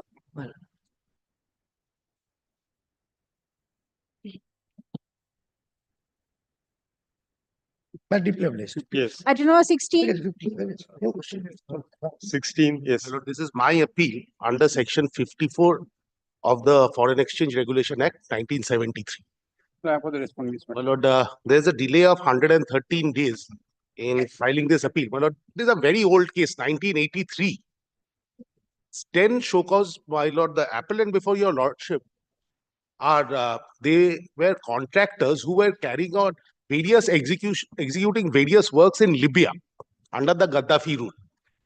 My lord, so they were asked to build a mosque at a cost-to-cost basis, no profit. But one of the questions of law would be whether that required a prior permission under section 27(1) of the 73 Act. But so far as the delay is concerned, my lord, in paragraph 17 of the stay petition 17, I have stated the reasons for the delay, because these are very old cases. And one of the reasons, my lord, there was the paragraph 17. One of the page, my lord, 30.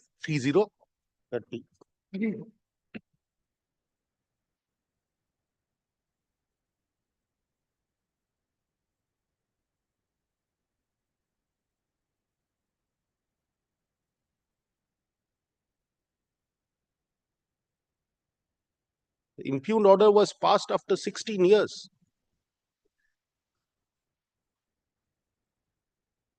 The appeal was pending before the tribunal, is it? My lord, show cause, when we went before the tribunal, agreed by the order of the tribunal, we came before the Calcutta High Court. In 2008, my lord, the division bench presided over by Justice Pinaki Ghosh remanded back the matter to the tribunal to consider it afresh and specifically directed as expeditiously as possible. And the order was been passed in 2024 after 16 years. 16 years. But thereafter, again in filing appeal, 113 days delay. My lord, Again, there is a delay of 113 so days. there is a delay of 100, but it's 16-year-old, my lord, matter, my lord. Well, here delay is 181 days, which is not permissible under the law. My lord, I will so to your lordship the special bench judgment of this honorable court. Even 60 days, if it is over, my lord, he cannot, my lord, prefer the appeal, my lord, challenging the order. File your affidavit there. My lord, may I show May I section show to your 54 lordship the too? special bench judgment, my lord, if your lordship My can lord, see. can you just give me the reference? Yes. Reported in 2012, SEC Online, Calcutta 5726. If you kindly come the last paragraph of this judgment. 2012, SCC Online, Calcutta 5726. In view of the aforesaid discussions, we are unable to accept the contention of Mr. Banerjee. We therefore hold that the application under Section 5 of the Limitation Act for condonation of delay for period exceeding 60 days, as mentioned in the provisions of Section 6 of the General Clauses Act, is not entertainable. In other words, the High Court cannot condone the delay for a single day exceeding 60 days. Here, my lord, 181 days delay is there. So the maximum condonable limit is 60 days. 60 days. But the Here- section here- says otherwise. But all sections has been, my lord, considered in this judgment, my lord. Even FERA and FEMA, both has been considered and special bench hold. No, the proviso to section 35 says 54, my lord. We are concerned with 54 of the old act. My lord, provided, if I may read out, provided that the High Court shall not entertain any appeal under this section if it is filed after the expiry of 60 days of the date of the communication of the decision or order of the appellate board, unless the High Court is satisfied that the appellant was prevented by sufficient cause from filing the appeal in time. My lord, this is the proviso. May I just hand up, my lord? No, this has been considered in this judgment, my lord. My lord, let me just consider. This has been considered, my lord. Can I see, my lord, paragraph? what is section 35 then? My lord, this is of the new act. New FEMA. act. FEMA. But the 54, my lord, kindly considers No. this. This is no, the second proviso in terms of section 35 of FEMA, 35 of FEMA says FEMA is not applicable over here, it is FERA. this is FERA. FERA, but both the provisions has been considered, my lord. Even in new act. My lord, the provisos are completely different. My lord, will kindly see section 35, provided that the High Court may, if it is satisfied that the appellant was prevented from filing the appeal within the said period, within the said period, allow it to be filed within a period not exceeding 60 days. So there is a cap under section 35, but section 54, your lordship currently considers of the old act. Lord, sorry, we could not lay our hands on a copy of the book.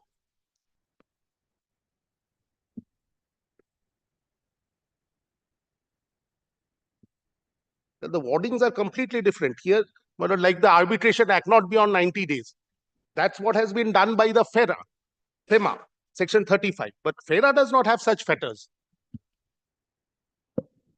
Yes, FERA doesn't have. But both the provisions has been considered, my lord. If you also can, my lord, may I read the entire, my lord, facts of the case, my lord? No, you showed that paragraph where they considered section 54 of FERA.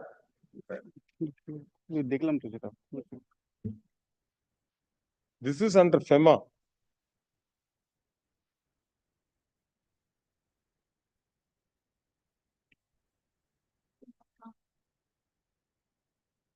Internal page 4, my lord, if you also can come. My lord, internal page, my lord, page go through. My lord, it refers and it's. Well, can you see internal page 4 of the judgment? 54 was different. It cannot be disputed, nor the court can entertain any argument that these appeals can be treated to be the appeal against the decisions of the appellate board constituted under the FERA, which to dissolve. These appeals without any disputes and demur have to be held to have been preferred against the decisions of the appellate authority that has been constituted under the FEMA. It is true that the appeals were ordinarily filed under the FERA and same were pending when the present acts came into operations. Fate of the pending appeals has been measured in clause B, subsection 5 of the section 49 of the FEMA.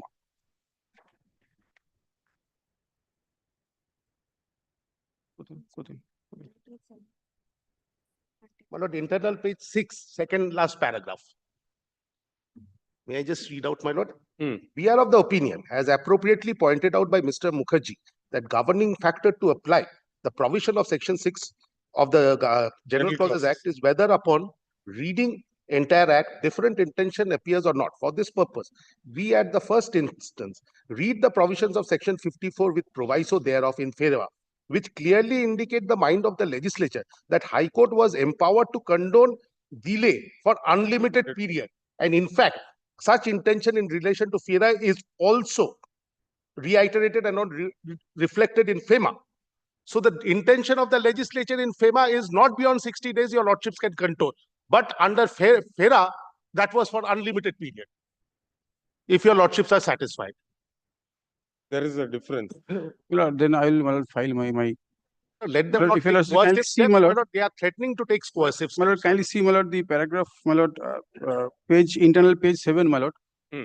The contention of Mr. Banerjee, paragraph 1, 2, 3, 4 paragraph from top.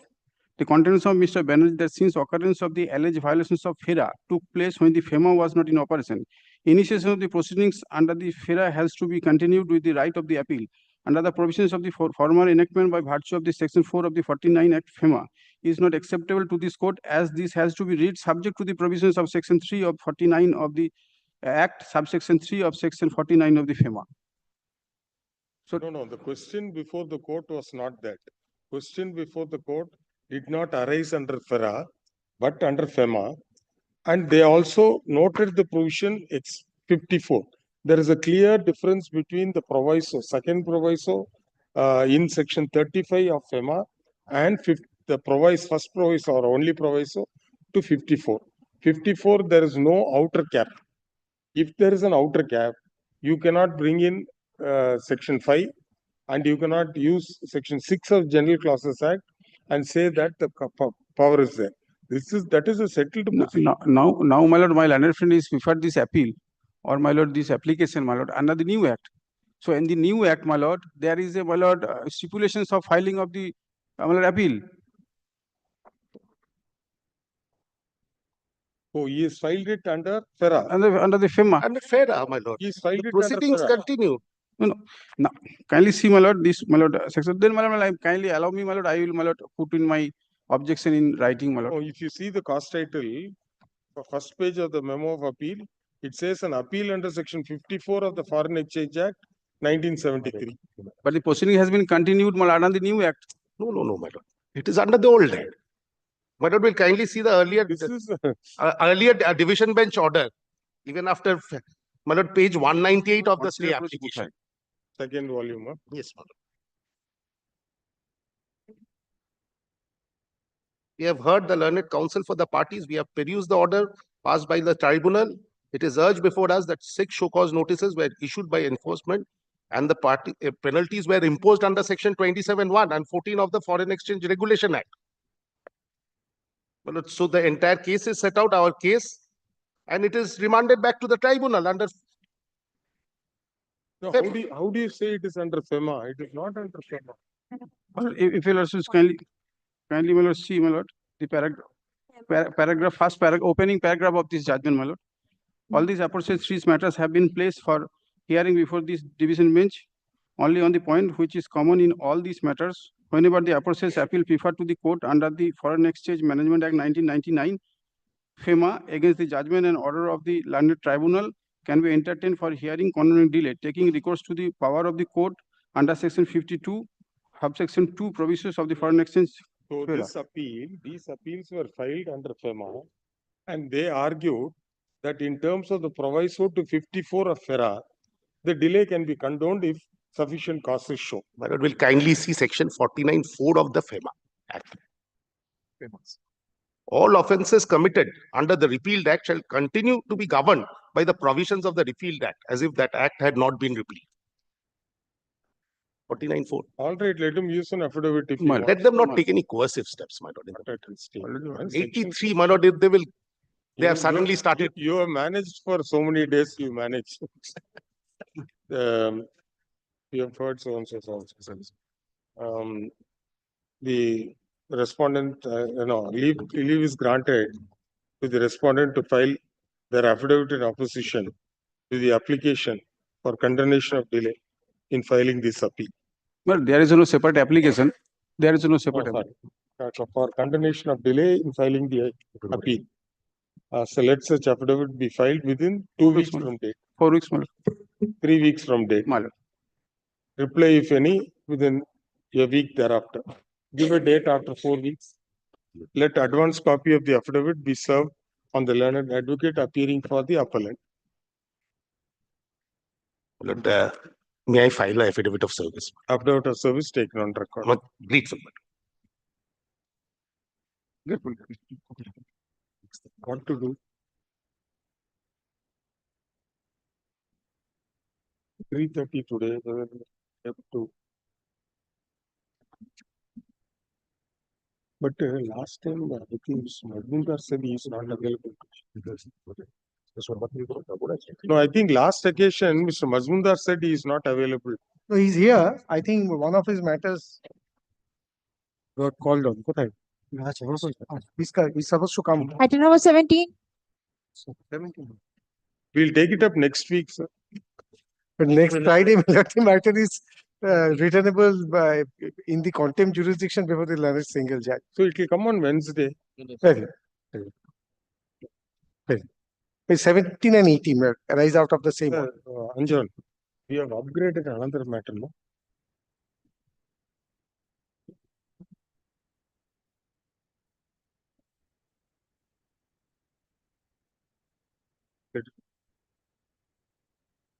Then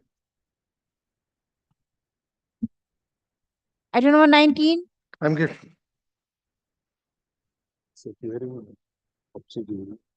Your Lordship, I'm for the respondent SSE in item number 19. Yes. I think appellant has already argument submitted in the last hearing. There is nobody for appearing for the appellant. Partly they have submitted and then your Lordship has fixed another date to respond from my Sir, side. who appeared? You check.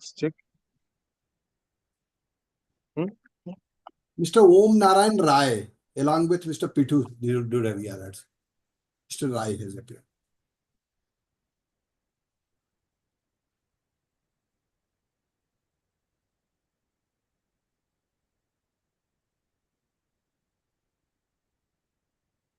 Is he available today? I'm to say maybe he's on his legs because he had done some matter. Yes, he had appeared in one matter. What do we do? Should we pass over or next week? Next week. Mr. Dubey, the council is held up, the senior advocate. Can we have it next week? Next Friday would be okay. All right, next Friday. At the request of the learned counsel for the appellant, we have heard Mr. V.N. Dubey, learned advocate for the respondents. We'll stop with this, huh? We'll come back. Today, the joint director, the CBA, new officer has joined. Before my lord rises, may I mention one small thing? My lord? Item number 2 in today's list, my lord, it was initially handled by me. Today I did not appear because in spite of several contacts by my clerk and my juniors, the clients are not in touch. Will it be your lordship's pleasure to record one sentence to that effect so that my own record tomorrow is not in any trouble? Because it was recorded that none appeared for appellant. Instead of that, what do you want us to record? I just want you, if your lordship can so pleases, that advocate on record led by Mr. Arijit Chakraborty appeared and submitted that they have no instruction from the client. Then you add that line. In spite of best efforts. The learned advocate on record for the appellant submitted that on an earlier occasion, Mr. Arjit Chaudhary was instructed to appear in the matter and he had appeared. And as on date, the advocate and record does not have any instructions from the appellant to appear.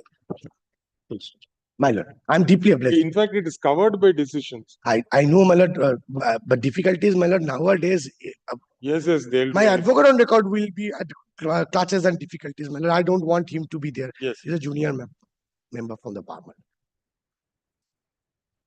Deeply obliged. I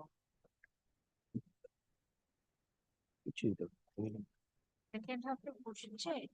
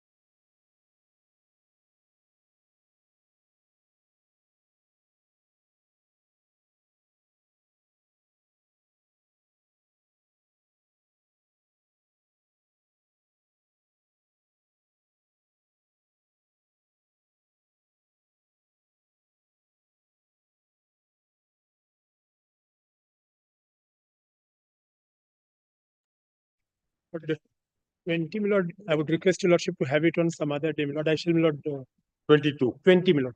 I think 20. 20. Respondent served, Respondent is served. somebody is appearing. But I think yes, my lord, they did.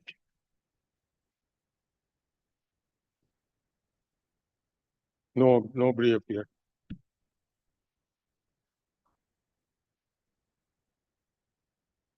Okay, who appeared in the tribunal, you see?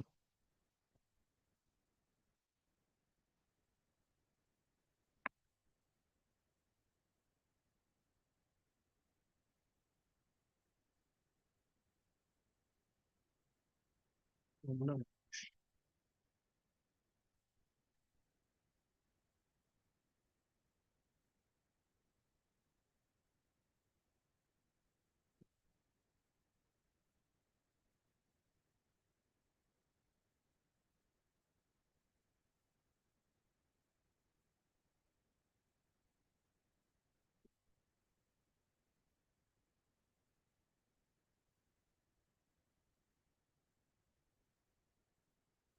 But one Mr. Somnath Ghosh appeared.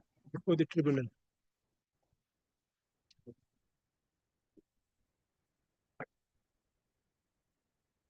One more notice can be sent Yes, yes. to the assessee, saying that the appeal will be registered for admission.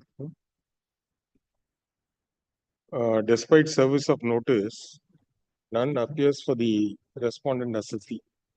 The learned advocate for the appellant is directed to issue fresh notice to the assessee, informing the date on which the appeal will be listed for admission. Give a date after 2 weeks. 7th March. 7th. Item number 21. Wait, please, my lord.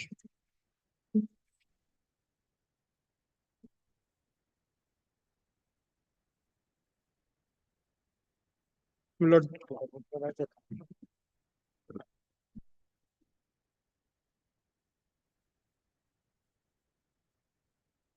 this was a case, my lord, of addition under section 68. My lord, before the tribunal, for the first time, my lord, the contention was raised by the appellant, by the assessee there, appellant before the tribunal, that the assessing officer did not have jurisdiction to assess in view of, my lord, an administrative circular issued by CESC, my lord, where, my lord, business of, my lord, the assessing officers were divided in case of mufassils and cities. As to these assessing officers will decide, my lord, cases which are falling under mufassil jurisdiction, and another set of assessing officers will decide that. My lord, it is solely on this ground, my lord, that the orders, my lord, of concurrent, my lord, findings of both the authorities, my lord, have been annulled by the ITAT. My lord, if your lordship kindly takes, my lord, the order, my lord, passed by the tribunal, page 74. My lord, the point on which, my lord, the tribunal has found favor with the assessee, my lord, your lordship will find at page 76, paragraph 7.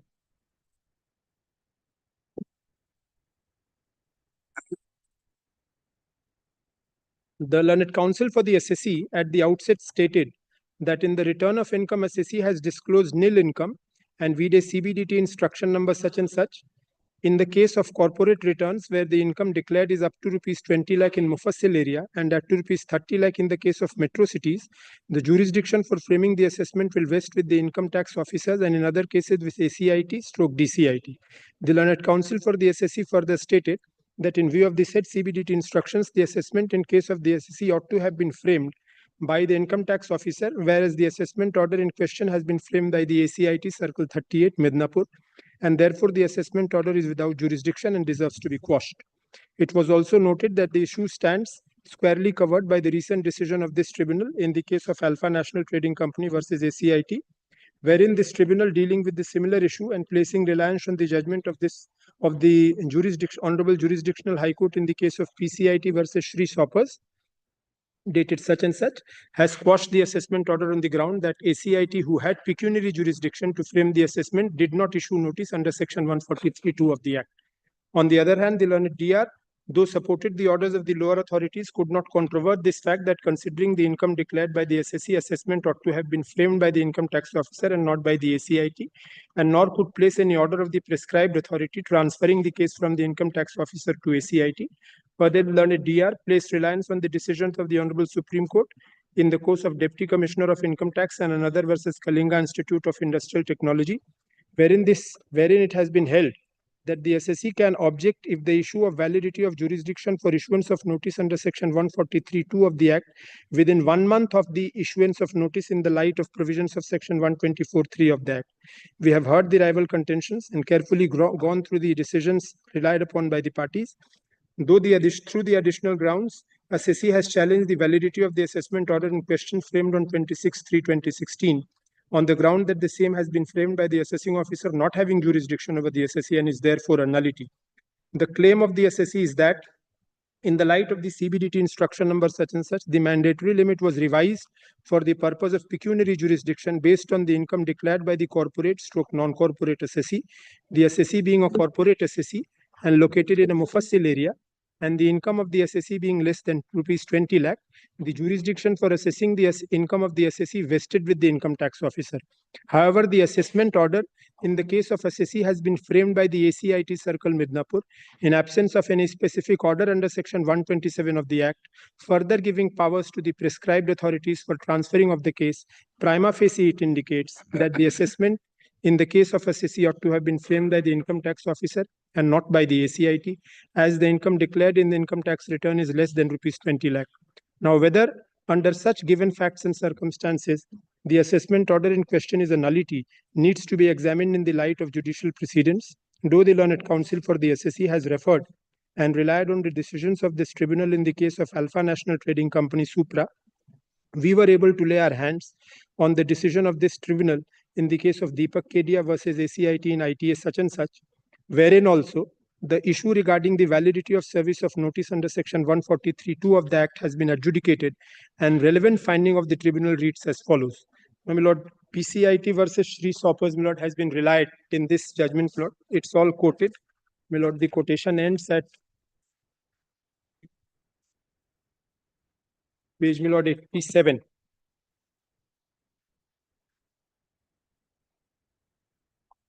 And thereafter, my lord, in paragraph 10, the tribunal holds, perusal of the above decision indicates that issuance of notice under section 143(2) of the Act by the assessing officer not having jurisdiction over the SSC renders the assessment proceedings as nullity.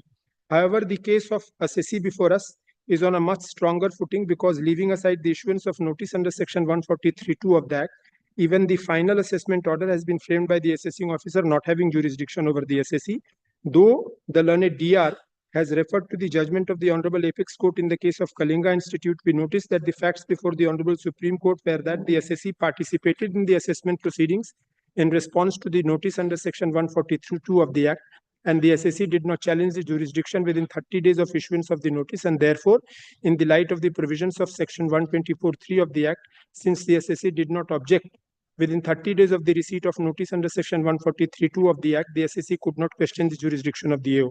But since the issue before us relates to the jurisdiction of the AO framing the assessment order, the ratio laid down by the Honorable Apex Court will not be applicable to the facts of the instant case. My lord, I don't know how, my lord, the tribunal comes to this conclusion. My lord, I'll make my submissions on that. My lord, the question which should have, my lord, posed by the tribunal and answered in this case was as to whether the assessing officer lacked inherent jurisdiction or, my lord, there was an irregularity in the exercise of jurisdiction.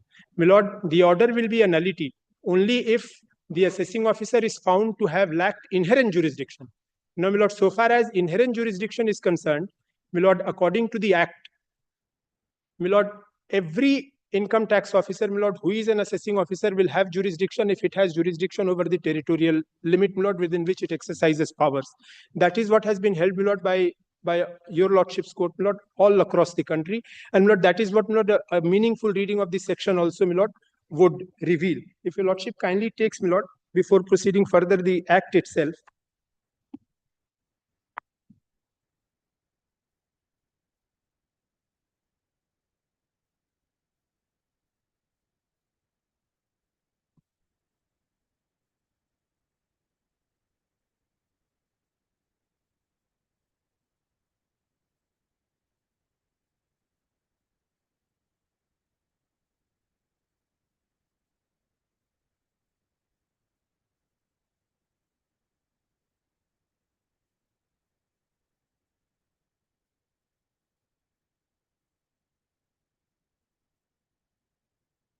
124. Yes.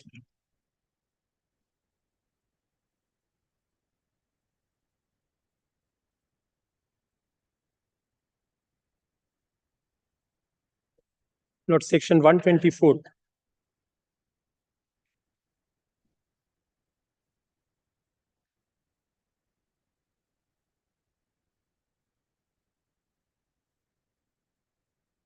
My Lord, the section is captioned Jurisdiction of Income Tax Authorities. Income tax authorities shall exercise all. No, oh, this is amended. 120, I'm sorry, my Lord, 124. 120. 120. 120. Jurisdiction of Income Tax Authority. Yes.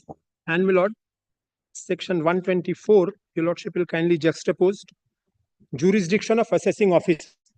There is a difference. Now, my Lord, kindly, my Lord, take section 120 first.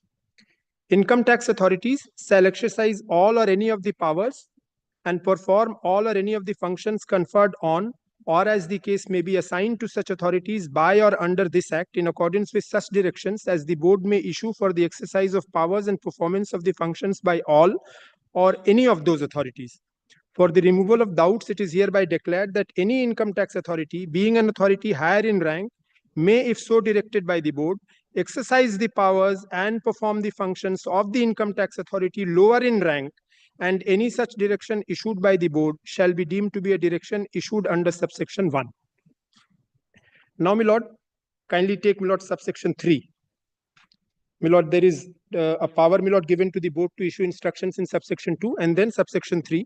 In issuing the directions or orders referred to in subsections 1 and 2, the board or any or other income tax authority authorized by it may have regard to any one or more of the following criteria, namely territorial area, persons or classes of persons, income or classes of income, and cases or classes of cases. Without prejudice to the provisions of subsection 1 and 2, the board may, by general or special order and subject to such conditions, restrictions, or limitations as may specified therein, authorize, my Lord. I am not troubling your Lordship with the rest. Now, your Lordship, kindly take section 124.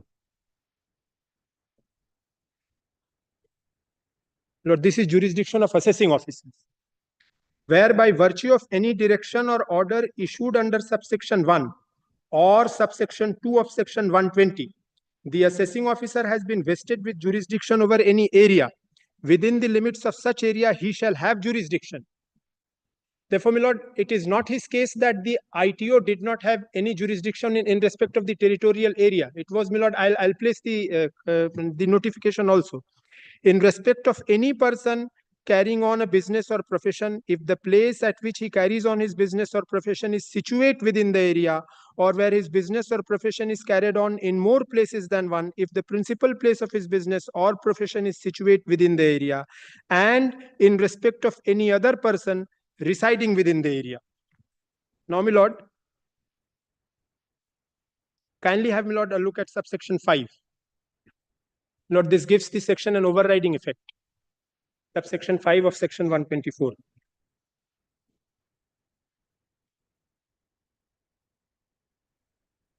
Notwithstanding anything contained in this section or in any direction or order issued under section 120, every assessing officer shall have all the powers conferred by or under this act on an assessing officer in respect of the income accruing or arising or received within the area, if any, over which he has been vested with jurisdiction by virtue of the directions or orders issued under subsection 1 or subsection 2 of section 120. Now, my Lord, keeping this, my Lord, in mind, kindly have a look, my Lord, at the notification on which, my Lord, the tribunal relied. Then, my Lord, I shall make my submissions thereafter, my Lord, because there have been notifications, my Lord, which have further explained that.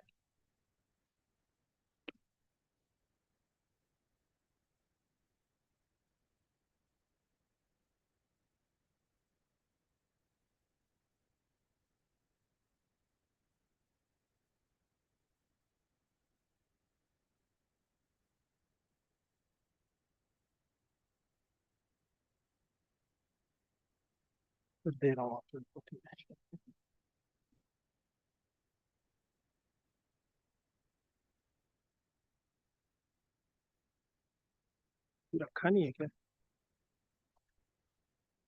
पढ़ के देता हूँ sir.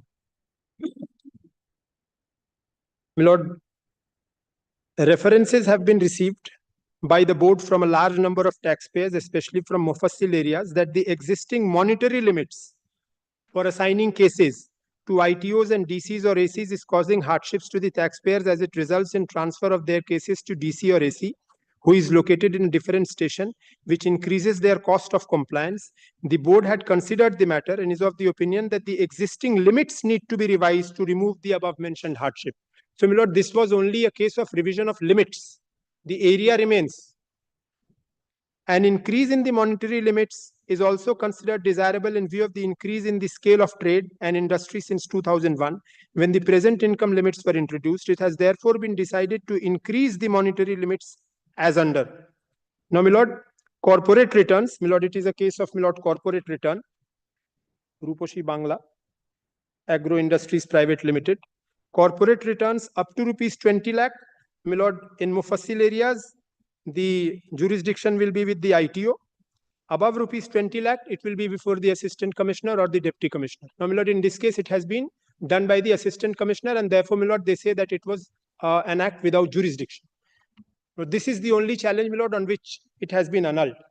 Now, my lord, before we proceed further, can it be said to be a case, my lord, of inherent lack of jurisdiction, my lord? My lord, even Income Tax Act. My lord, I shall show, my lord, general laws also on this. My lord, the first judgment, my lord, which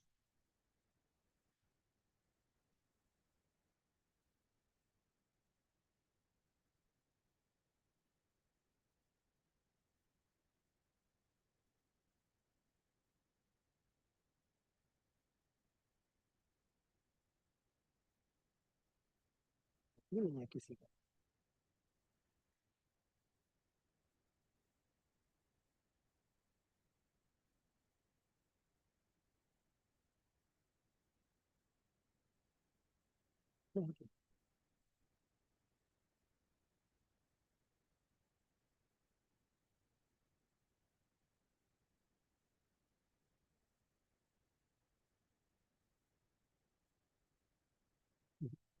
मैं आपको दे दूंगा citations ले लीजिए. Lord, this is 1991, 189 ITR 326. Lord, kindly take, Lord, paragraph 15. 1991, 189 ITR 326.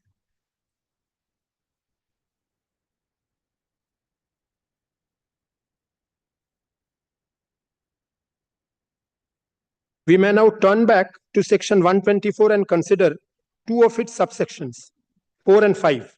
Under subsection 4, a question relating to the jurisdiction of an income tax officer is to be decided by the commissioner, and a question relating to the jurisdiction of commissioners is to be decided by the concerned commissioner or by the board.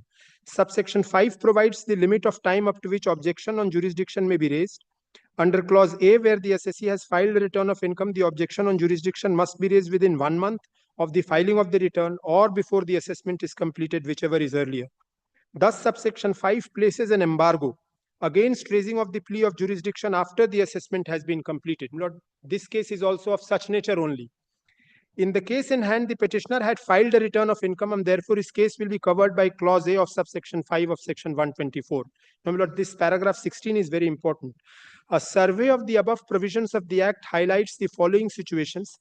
After creating the various income tax authorities, the Act does not prescribe their respective jurisdiction or functions. Any case can be dealt with by any income tax authority with the possible exception of the board. Accordingly, the various income tax authorities are of coordinate jurisdiction. What function or functions which authority or officer can perform is left to be decided either by the board or by the commissioner.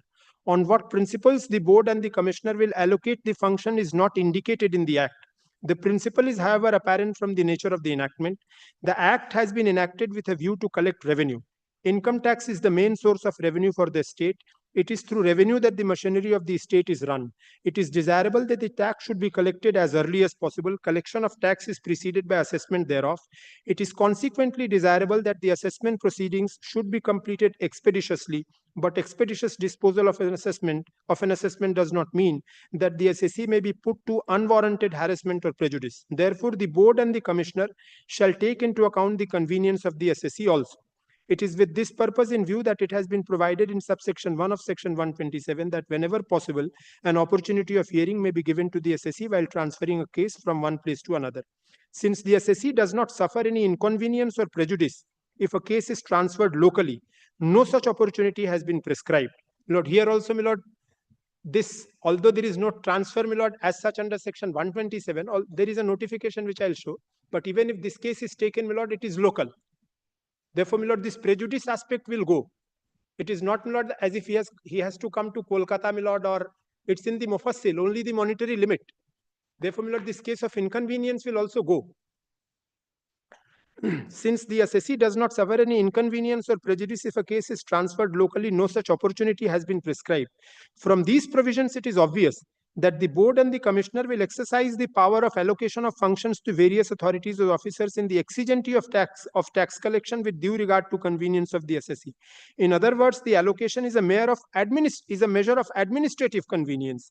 In such a situation, the concept of jurisdiction cannot be imported, and certainly not in the sense of invalidating the resultant action on account of the defect in the exercise of functions. This, my lord, nails it. Now, my lord, kindly have a look at paragraph 18.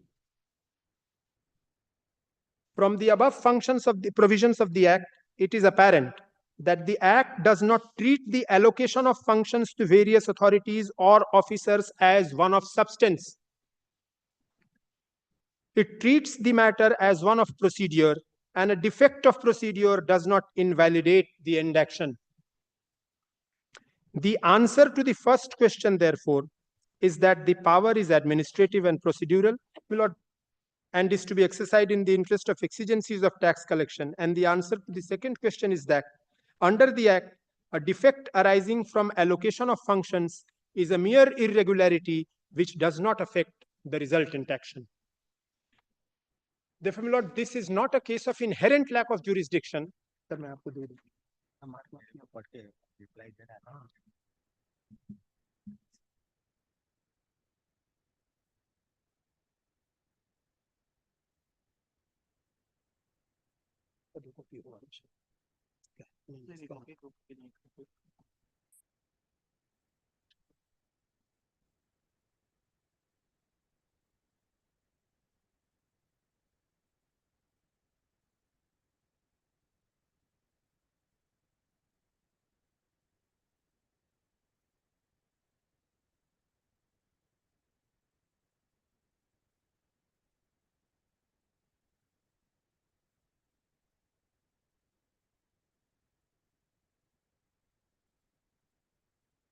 No, my lord, this and other authorities was relied by the Honorable Delhi High Court, my lord, in the judgment plot of Abhishek Jain versus Income Tax Officer Ward. 2018-94 taxman.com. You get one more copy so that I can prepare. I'll give you only 3 copies. Because all these judgments have been contradicted by subsequent judgments. Achha, take it. Thank you.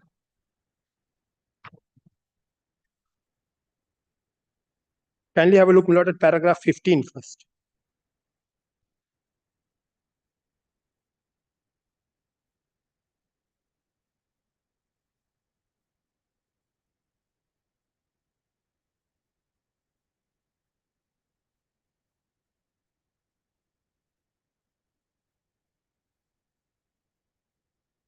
My lord, contention of the petitioner predicated on lack of jurisdiction of the income tax officer ward number 11, Noida on first glance appears to have strength, but on thoughtful consideration the contention must be rejected and should fail in view of the statutory provisions and peculiar facts of this case.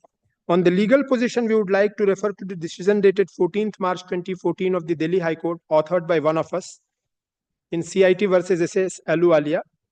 My lord, the provisions have been noted, and my lord, the Allahabad High Court judgment, my lord, which I just now quoted, has also been, my lord, considered. My lord, your lordship will find that in the discussion, my lord, which begins at page from paragraph 17 onwards.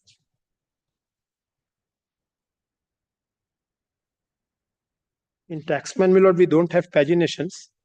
The problem, my lord.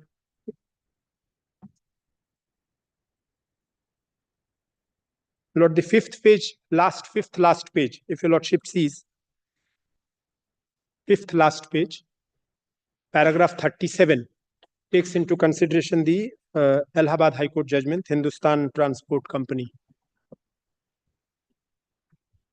Paragraph 37, my lord, fifth last page. Fifth page, my lord, from the end. It is a quoted para 37. Oh, quoted para 37. Yes, yes. S.S. Ahluwalia is being quoted. S.S. Ahluwalia has taken note of, my lord, the Allahabad High Court judgment. That is 34. That is 34. 57 quoted prediction. The view we have taken from some.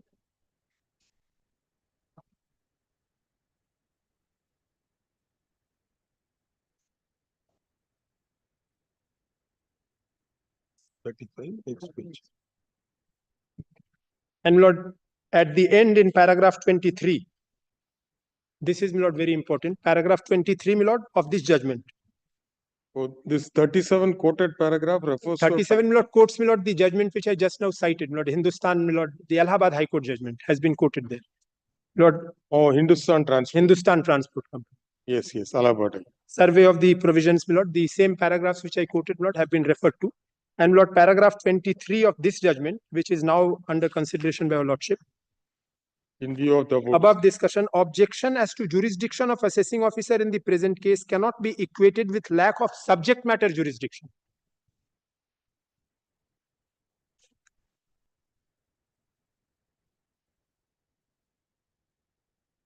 They relate to place of assessment. Income tax officer Ward 1, Noida would not per se lack jurisdiction. Now, my lord,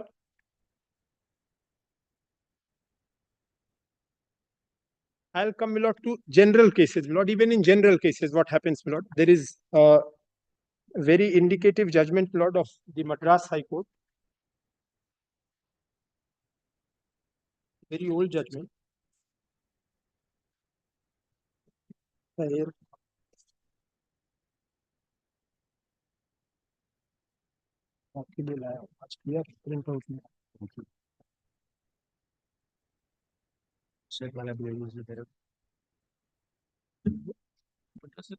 नहीं नहीं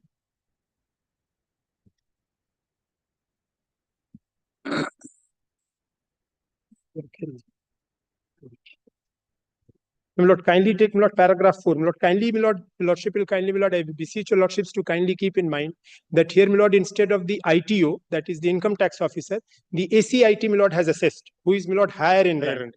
Yes. Now, my lord, with this, my lord, in background, and he is not the appellate authority, so there is no, my lord, loss of forum. In fact, both have concurrent jurisdiction. Yes, yes, my lord. Kindly take, my lord, paragraph 24.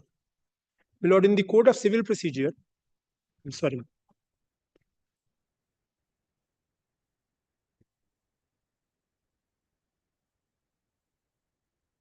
The object of section. Yes. The object of section 15 of the CPC is to prevent superior courts being flooded or overcrowded with suits triable by courts of inferior grade. This section merely regulates procedure and not jurisdiction. Wherever, my lord, there is allocation of function, it only, my lord, regulates procedure, not jurisdiction.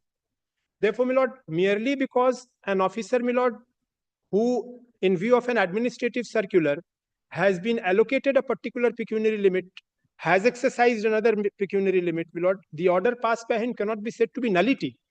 He is not denuded of the jurisdiction.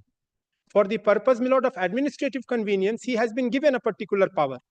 But if he exercises power beyond that, but such power can be sustained, my lord, by virtue of the act, then in that case, my lord, the lordship will validate the power by sourcing it to such source which validates it, which holds it. I shall not cite that also, my lord. Because, my lord, the administrative circular does not give it the power. My lord, the source of power is defined. It is the act. It is only regulating the procedure. If I have power, the manner in which I will exercise the power, my lord, is to be governed by the administrative circulars. It is not as if, my lord, I did not have the power if the circular did not come. I had the power. But that power is to be exercised in a particular manner. My lord, the charting of the territory has been done by the administrative circular. Therefore, my lord, if I have foul, my lord, fell foul of the administrative circular, that does not mean that the power itself is not there. I am denuded. My lord, the question of lack of inherent jurisdiction, my lord, would only come if there is lack of power. Now, my lord, I have, my lord, shown it, my lord. This is these two lines, my lord, were material. Then it does not deprive the courts of superior pecuniary grade of their jurisdiction to try suits which should ordinarily be tried by courts of inferior grades. Section 12 and 13 of Madras Civil Court Acts do not fix the lower limit of the pecuniary jurisdiction of district munsifs, subordinate judges, and district judges. Section 6 of CPC merely deprives a court of an inferior grade of a jurisdiction to try a suit, the subject matter of which exceeds the pecuniary limit of its jurisdiction. This limit being imposed under the Madras Civil Court Acts and the Madras City Civil Court Act. Section 15 itself recognizes that courts of more than one grade would have jurisdiction to try a suit by the use of the expression court of the lowest grade, which would have no meaning if only one court had exclusive jurisdiction to try the suit. Consequently, it has been held that a court of a superior grade does not act without jurisdiction in trying a suit, which under section 15 might and ought by reason of its valuation to have been tried by an inferior court. My lord, here also, my lord, there is no prohibition in the administrative circular. My lord, the language, if your lordship, my lord, revisits the language, I did not find, my lord, that it prohibits that only these and none else. There has to be a prohibition. My lord, in matters of procedure, my lord, it is settled. What has not been expressly prohibited will be taken to be provided for. In matters of procedure. Lord, I can cite, my lord, judgments on that, Lord. I don't have it now, but I can bring, my lord, I know for sure.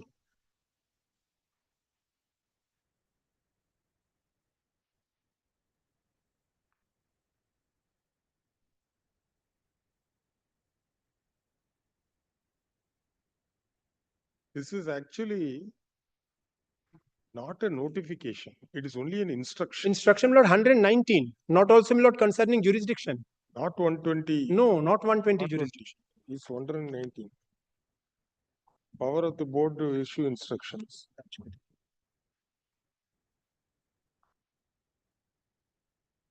Instruction to subordinate authorities.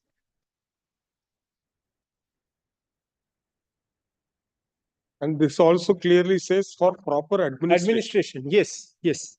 Now, my lord, I invite my lord's attention, my lord, to an old judgment of the Supreme Court. My lord, it's a three-judge bench. AIR 1966, Supreme Court 334.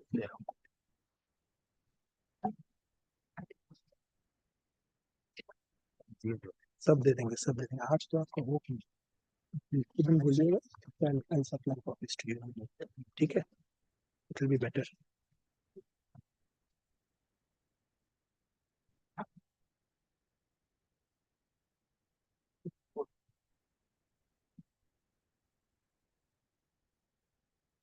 Paragraph 4.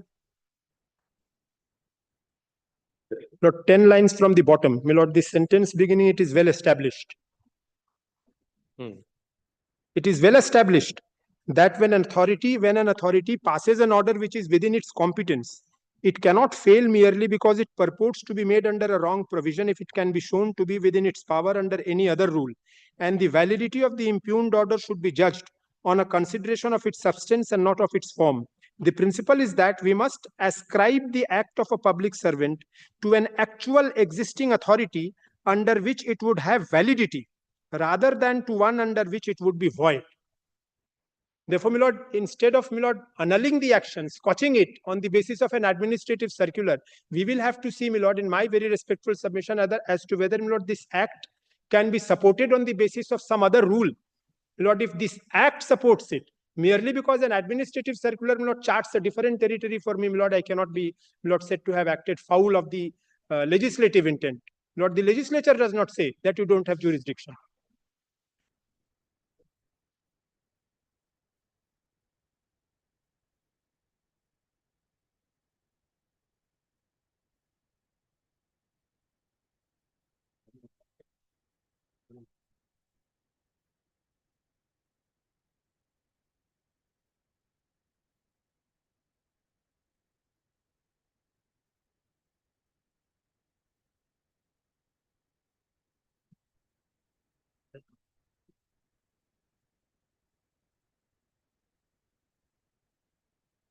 This is the judgment, my lord, which was cited before the tribunal. And the tribunal said, my lord, that it is not applicable, it is distinguishable.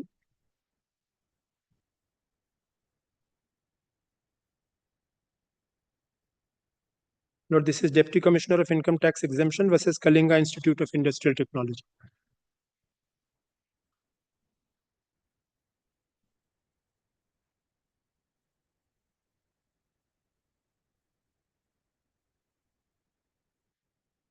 Kindly take note paragraph 1.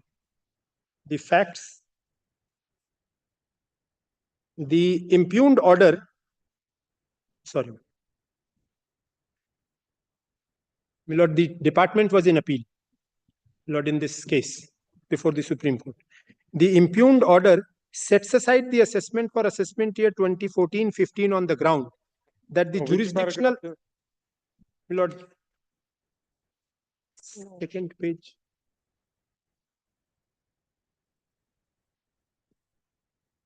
कुछ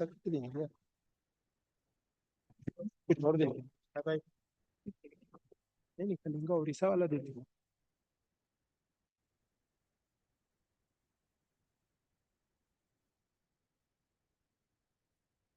You please see this. Only 2 pages. Lord, may I have it? कुछ गलती चला गया लगता है.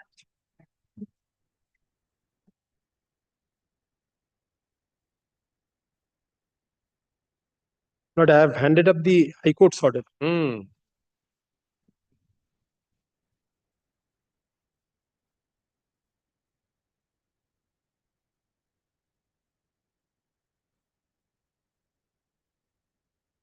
Hey, I'm sorry, my lord.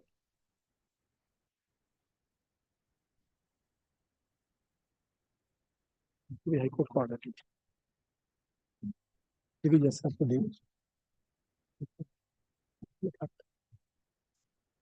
High Court वाला भी है ना इसमें.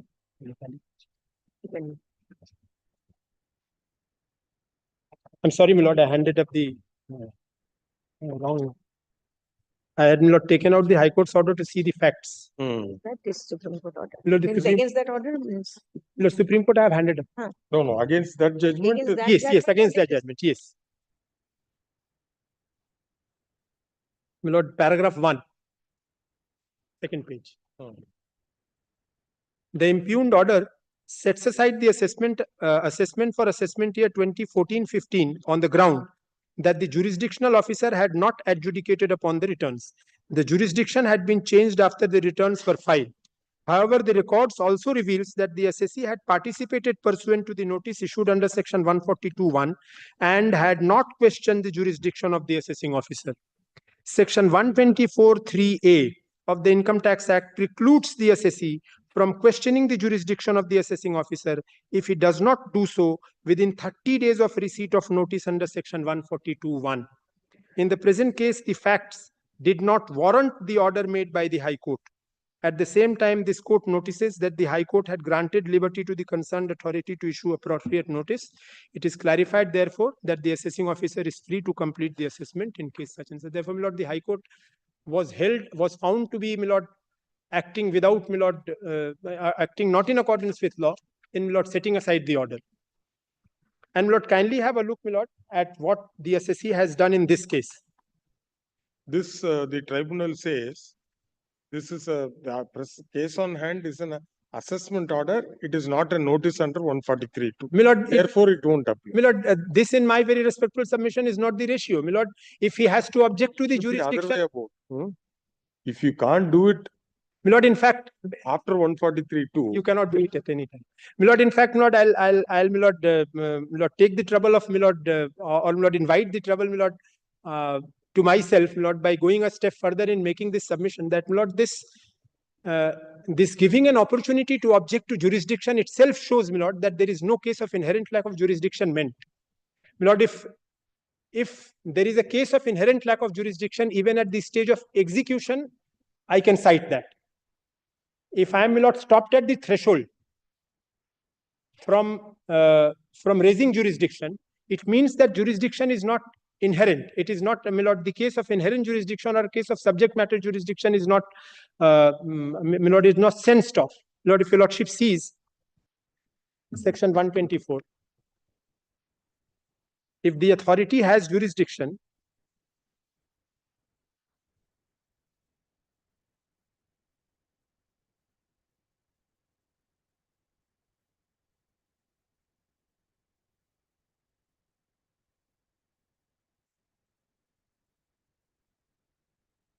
(124)(3).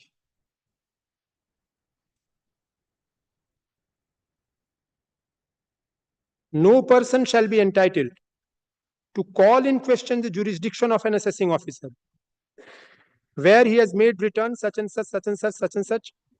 Milord, any jurisdiction.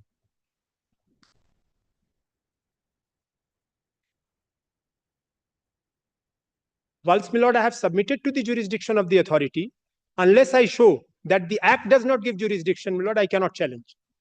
Milord, it is not the case of act not giving jurisdiction. Milord, his case is based, Milord, if he had shown that, yes, in terms of the act also it does not have jurisdiction, then it would have been a case, Milord, of inherent lack of jurisdiction. Challenge was maintainable even at this stage.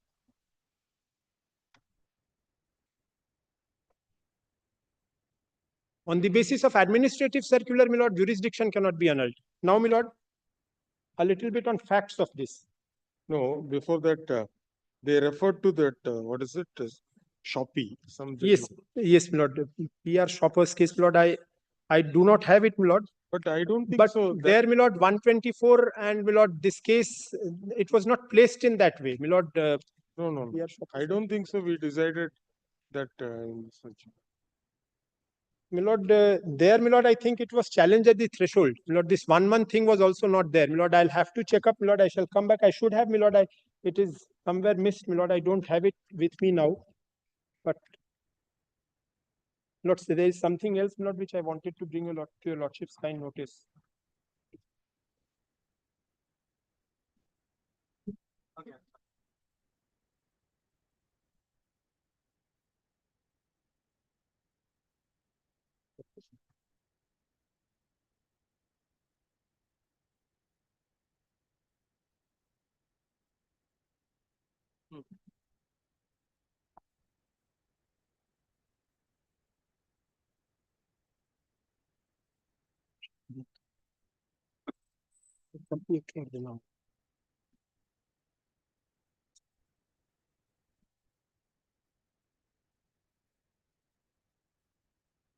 Copy मैं आपको दूंगा, मैं सारा दे दूंगा, आप reply कर देंगे। आप सब दीजिए, ट्राई करेंगे। My Lord, this is a notification, Lord, issued again by the CBDT.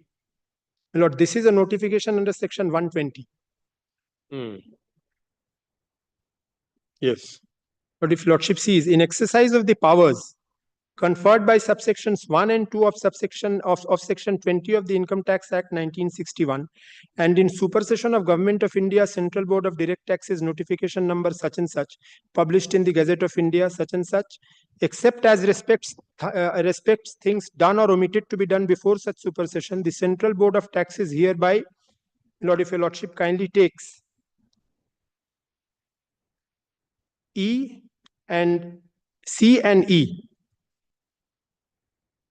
C, my Lord, authorizes the principal commissioners of income tax or commissioner of income tax specified in column 2 of subsection 1 to issue orders in writing for exercise of the powers and performance of the functions by the additional commissioners of income tax or joint commissioners of income tax who are subordinate to them in respect of such cases or classes of cases specified in the corresponding entries in column 6 of the said schedule 1 of such persons or classes of persons specified in the corresponding entries in column 5 of schedule 1 in such territorial areas specified in corresponding entries in column 4 of the said schedule 1 in respect of all incomes or classes of incomes thereof.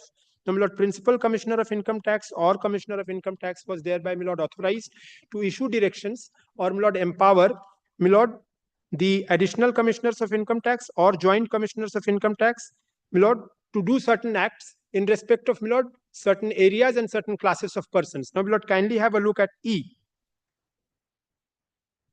Authorizes the additional commissioners of income tax or joint commissioners of income tax referred to in clauses C and D of this notification in orders to issue orders in writing for exercise of the powers and performance of the functions of assessing officers who are subordinate to them in respect of such areas or persons or classes of persons or incomes or classes of incomes or cases or classes of cases in respect of such additional commissioners of income tax or joint commissioners of income tax are authorized by the principal commissioner of income tax or commissioners or income tax such and such of this notification. Now, my lord, there is an averment which we have made, my lord, in our stay application. Your lordship will kindly take, my lord, page 3.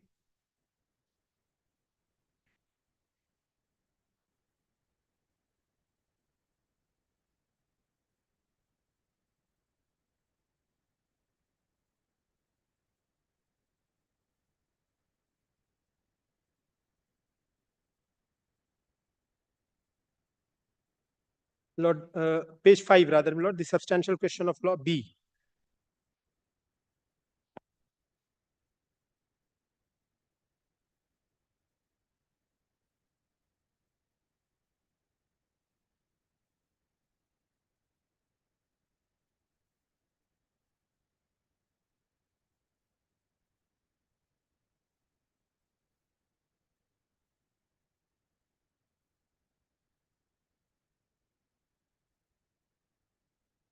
Lord, in terms of this notification, kindly take, my lord, page 90 of the stay application. 90. 90.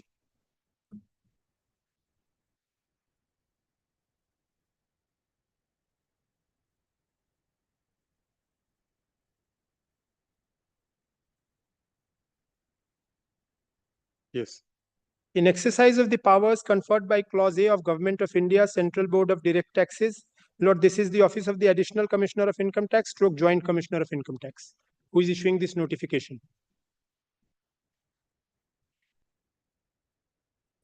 Page 90, my lord. My lord, this my lord, notice has been issued by the Additional Commissioner of Income Tax, stroke Joint Commissioner of Income Tax, range 38, Mednipur. Now, my lord, this takes reference, my lord, of the notification dated 22nd October 2014, which I handed up to my lords just now.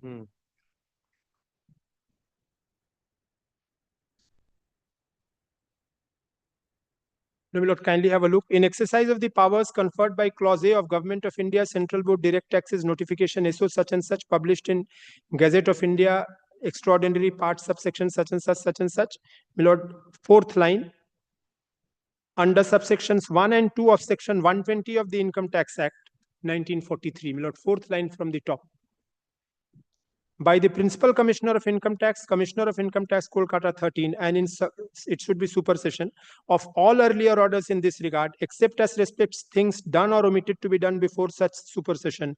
I, the Additional Commissioner of Income Tax, stroke Joint Commissioner of Income Tax, range 38, Mednipur, hereby direct that the Deputy Commissioner of Income Tax or Assistant Commissioner of Income Tax or Income Tax officers specified in column 2 of Schedule 1 annexed here 2, having their headquarters at places specified in their corresponding entries in column 3 of Schedule 1, shall exercise the powers and perform the functions in respect of such cases or classes of cases specified in the corresponding entries in column 6 of the said Schedule 1 of such persons or classes of persons being residents or not ordinarily residents in India as per section 6 of the Income Tax Act as specified. Now, my lord, by this, power was transferred, my lord, to the to the Assistant Commissioner and Deputy Commissioner. If your lordship takes, my lord, page 91. 91. Lord, serial number 1. ACIT, DCIT, Circle 38, Kolkata, West Bengal, Midnapur. In the state of West Bengal, area of subdivision Midnapur Sadar and subdivision Ghatal of Paschim Midnapur, West Midnapur. Lord, persons or classes of persons, Lord, if Lordship finds persons referred to in item A of column 6 being companies registered under the Companies Act 2013. So, Lord, it covers corporate cases.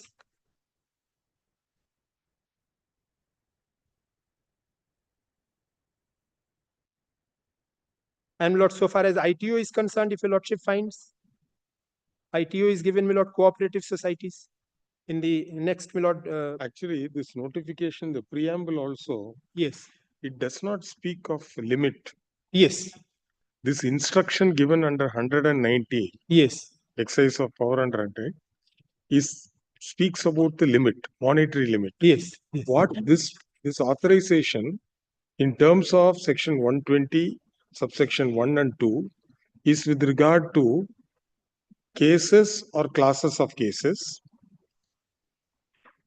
persons or classes of persons, being residents or not ordinary residents as per section so and so. So this concerns them. Yes, my Lord, but only, class, but yes, nothing to do with monetary limit. No, nothing to do with monetary, but only thing, my Lord, if your Lordship sees, my Lord, the notification of 2011 on which, my Lord, the ITAT placed reliance, my Lord, if that notification is taken into consideration, my Lord, it says that corporate returns up to 20 lakhs will be before the ITOs. My Lord, here, my Lord, ITOs have been precluded from, my Lord, taking into consideration, my Lord, corporate returns. It is only in respect of cooperative societies. My Lord, this notification, if your Lordship sees, my Lord, schedule page 91, territorial area, state of West Bengal, and person and classes of person, my Lord, corporate is not there. It's only cooperative society. So the ITOs will not have jurisdiction in respect of corporate returns. Exactly. Then, my Lord, it has to be ACIT, DCIT.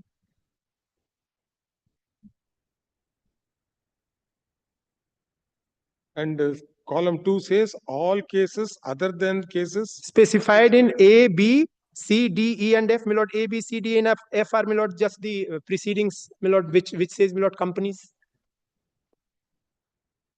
So this goes contrary to this statutory notification. This, my Lord, I would say, my Lord, that this notification stood modified by, my Lord, the 2014 notification issued by CBDT itself. What is the date of this? My Lord, this is 2011, 31st of January 2011. 2011.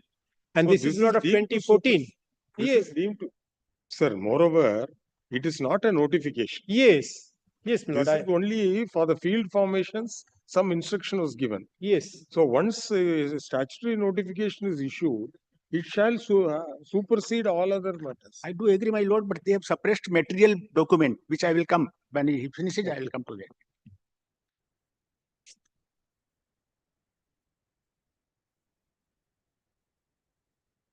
In fact, we decided one customs matter also. Meity argued. That was the last case he argued. Whether the Commission of Customs Preventive will have jurisdiction over the Netaji Subhash Chandra Bose International Act. Single bench allowed it, interpreting the notification, and also referred to a division bench judgment of our court. There we said it is only procedural. And in any event, it cannot, the jurisdiction of the Principal Commissioner of Customs Preventive extends toward the state of West Bengal. There may be another commissioner, I forget that advocate, if you ask Tapan Banja, he'll know. You remember? Anyway, that's under the customs. Lord, I'll wait, Lord, for my learned senior friend, Lord, to Lord, expose the suppressions, Lord. I'll meet it. Met, please, my lord. My learned friend has elaborated on section 120 and 121 and 2 to show that the instructions will not be binding since the notification has come. For a moment, I agree to that. My lord, what has happened? the learned tribunal has relied on the circular of 2011. And on that basis, they have also distinguished Kalinga. Now, so, my lord, what happened? That is wrong, sir. Sir, distinguishing Kalinga on that ground. No, I'm coming, my lord. Sir, What has happened, my lord? That after this notification under section 120 and 21 and 2, the PCCIT issued jurisdictional order. And my learned friend Revenue filed a miscellaneous application against this order before the tribunal enclosing that notification of the PCCIT. And the learned tribunal rejected that also. That material fact is not disclosed in the petition, number 1. Number 2, my lord, PCCIT, my lord will kindly see, in PCCIT is conferring of jurisdiction, that limit is there. So that notification is under section 121 and 22. I'll just place, my lord, which they have relied on. So I may be allowed to file an affidavit opposing this, because this material fact has been suppressed. They have filed this miscellaneous petition. They have enclosed the PCCIT's notification. My lord will kindly come to page 2 of this miscellaneous petition. There they have relied on the further the notification number so and so dated 15/11/2012 jurisdiction all over company cases Midnapur and Ghatal were erstwhile circle 38 irrespective of the monetary limits. My lord has got page 2, and page 3 is the notification of the PCCIT, where in column 3 I have ticked it, all company and cooperative societies of Midnapur and Ghatal subdivision cases about 10 lakhs. So this is under that notification. No, page 3. Page 3, kindly, my lord will kindly see. All All company and cooperative societies of Midnapur and Ghatal subdivision cases about 10. And this they have enclosed with the tribunal miscellaneous petition. Revenue has enclosed, but they have suppressed this fact. So I may be allowed to file affidavit. No, not required. Now this notification, they placed it before the tribunal. This notification was placed before. Yes, my tribunal lord. By filing an application. My lord. What is the finding of the tribunal on this notification? There is no finding, my lord. Finding. That's what we have already considered. So but my lord, this thing is they have suppressed this fact. At least let this. Already going by this notification, what is your argument? My lord, I will submit all my arguments. I may be given an opportunity to distinguish all these judgments, because all these judgments have been Why considered, have my you lord. suppressed this? MA number 4 of application 254-2. But I think, Lord, it will be easier to get a copy, Lord, from a learned senior friend, Lord, than pursuing it with the department. Will get it. Because this is notification under section Sir, 120. we'll keep all those things aside, sir. How will you get over the embargo under 124(3)(a)? My lord will kindly come to section 124 for my sake, my lord. Definitely, sir. 100%.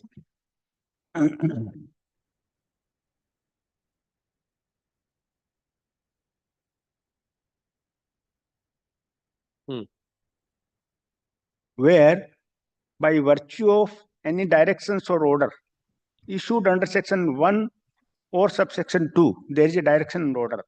The assessing officer has been vested. My lord will kindly see the word vested with the jurisdiction. Whether the assessing officer is vested with the jurisdiction. Jurisdiction has to be vested under section 120 and 22. Even section 27A. My lord will kindly come to the definition of assessing officer. Who can act as assessing officer?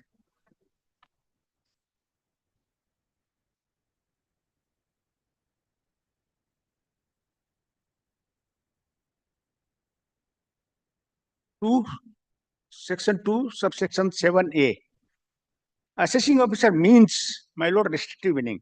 The assessing assistant commissioner or deputy commissioner or the assistant director or deputy director or the income tax officer who is vested with the relevant jurisdiction by virtue of directions and orders issued under subsection 1 or subsection 2. But this instruction under 119 is not a direction under 120. My lord, it may be for the officers, even assuming he violates that instruction, will it render the assessment order as devoid of jurisdiction? My lord, the inherent jurisdiction, if that is not vested in him. I am not coming to that. No, vesting has been done pursuant to notification dated 22nd October 2014. That my lord. A learned tribunal refers to an instruction given in the year 2011. So going by the common law principle, this instruction is deemed to have been superseded. My lord, because of the statutory notification under 121 and 2.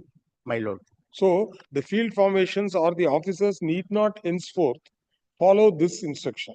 All right, even assuming it doesn't, the instruction concerns only monetary limit. My lord. The jurisdiction is with them, sir. My lord, there are 50 cases. All our income tax cases will be equally distributed. So some commissioners will classify based on the ward numbers. So and so ward numbers will go to Pretoria, something will go to Soman, something will go to Smita, something will come to. So all of them are standing councils. My lord, section 120, what it says, here is spoken of the territorial jurisdiction. All right, you prepare and come, sir. Whatever it is, especially the suppression.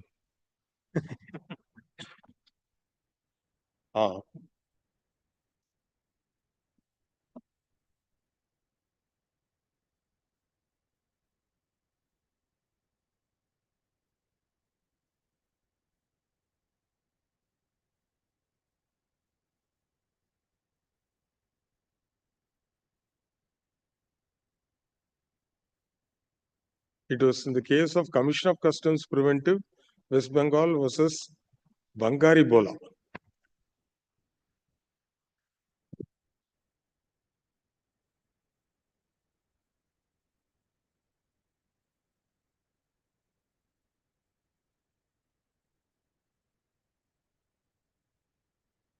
They questioned a seizure memo.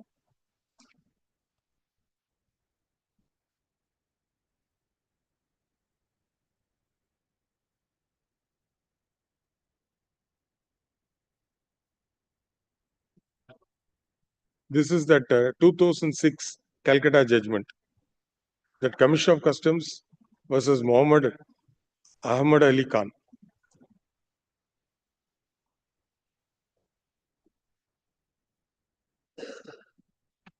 Where is the discussion?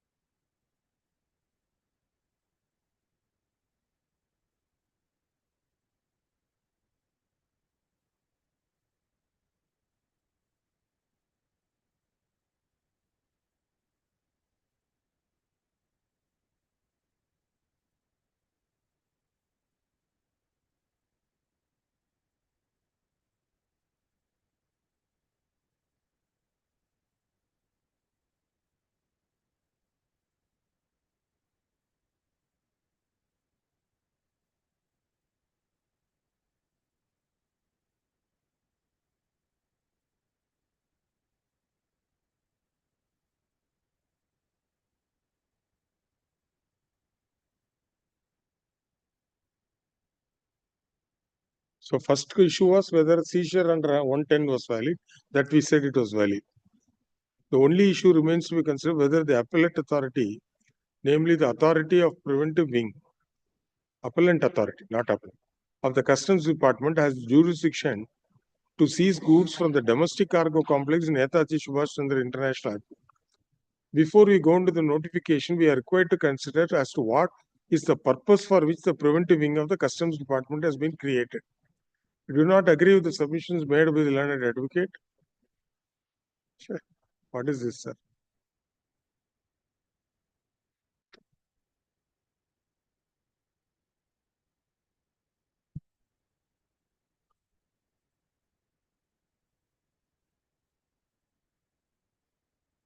Some problem with the mouse. Then we refer to the Citizens Charter, Preventive Manual, so and so, so and so. Subsequent chapters. Under Chapter 1, heading Organization, Field Formation will be dealt with. Effectively monitor, so and so, so and so, so and so.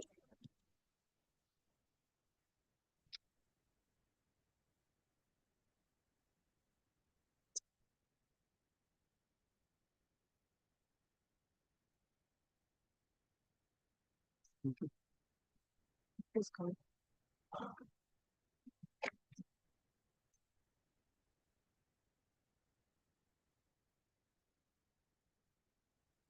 You bring it to page 7, Disha.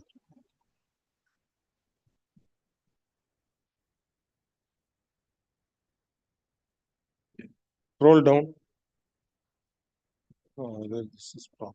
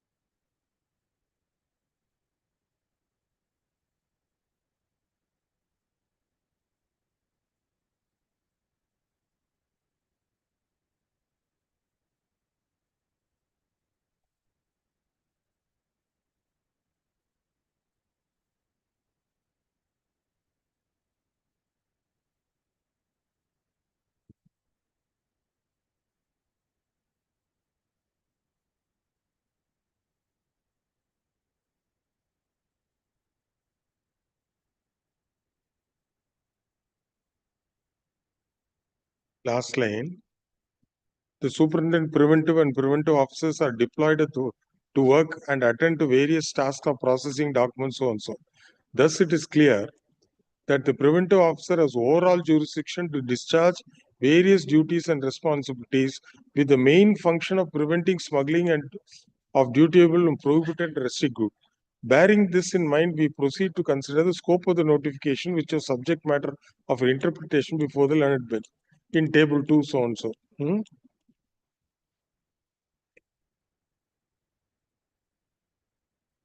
But this was a notification issued under section 4.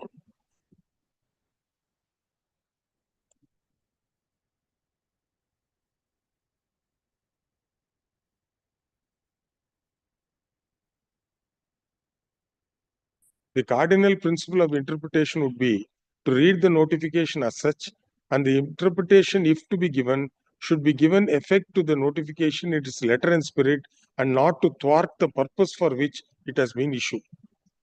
In any event, the notification is exercise of for administrative convenience, and the court should seldom step into the realm of administration and make a hair splitting exercise when the scope of the notification is called in question. In other words, the interpretation should be purposive interpretation to enable the designated officers to carry out the function under the provisions of the Customs Act. Clause 10 of the notification, and as noted above, Commissioner Preventive shall have jurisdiction over the whole of state of West Bengal and Sikkim, Union Territory of Andaman and Nicobar. Then the whole, we refer to Oxford Dictionary, etc. And then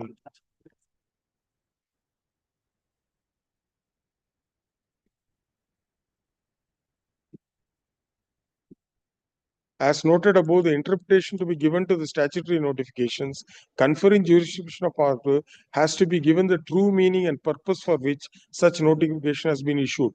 If the Commission of Customs Preventive West Bengal exercise jurisdiction over the whole of state of West Bengal Sikkim, apart from Union Zone, it cannot be said that merely because Clause 10, the Principal Commission of Customs, Airport and Air Cargo Complex, Kolkata has been given jurisdiction over Netaji Subhash Chandra International Airport. That would denude the jurisdiction of the Commissioner of so and so. This interpretation alone will subserve the purpose for which the power has been exercised under section 4.1, and other interpretation which will thwart the effect of implementation has to be wholly avoided and rejected.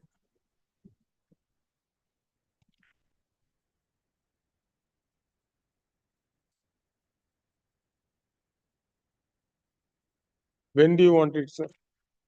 Sir, maybe taken as early as possible before we forget. I'll give you. Yes. Okay. As my brother will convey, I'll No, you have to give copies Yes, of yes. copies. Huh? I'll give it tomorrow. Soft copies. Huh? Yes. Ms. Purana is not using tab. I'll do them. Huh? Only physical, like us. All right. We have heard Mr. Om Narayan and a senior advocate appearing for the appellant revenue, assisted by Mr. Procedural and a senior standing counsel for continuation of for hearing the submissions of Mr. S.M. Surana and senior advocate for the respondent necessity list on so and so date. March 6th March. 6th March. But you should, one thing you should agree that the manner in which they distinguish Kalinga is very, very wrong. Tribunal, how it can say, sir? Sir, 143(2) is a starting point. My lord. If the starting point there is a statutory embargo, it goes without saying that there is absolute embargo after the assessment. My lord, That is what Supreme Court my says. lord, there were two observations in Kalinga. One observation was when the return was filed, the assessing officer had the jurisdiction. The other one is that you are shut out at that point. My lord, but the Kalinga judgment. Right. One more thing, that's a wild thing. Assuming it is a statutory notification, etc. Can we not, read the suo moto power under 127, suo moto exercise, or the action done was an exercise of the power under 127 within the same office complex. Assessee need not be put on notice. He will be in the first floor, the other man will be in second floor. My lord, I will try to address that. My lord, but Kalinga's one thing is also mentioned that we are now only on 143(2) notice. We are not commenting anything about the validity of the assessment order. This is what they have mentioned. That ultimately, if they succeed, the matter may have to go back to be decided on merits. Because in the last paragraph, you see, the learned tribunal says, because we are quashing it, my lord, it will become an academic issue. Not decided. Quantum addition will be merely academic in nature. Para 11, page 88. My lord. So if he succeeds, the revenue succeeds in this appeal, definitely the matter has to go back. My lord, but on merits, you will have to have a chance. My lord. Definitely. That we are very clear in our mind. My lord. We'll stop with this, sir. You are not part of dramatic society. Nobody. Already too much of dramatics in the court.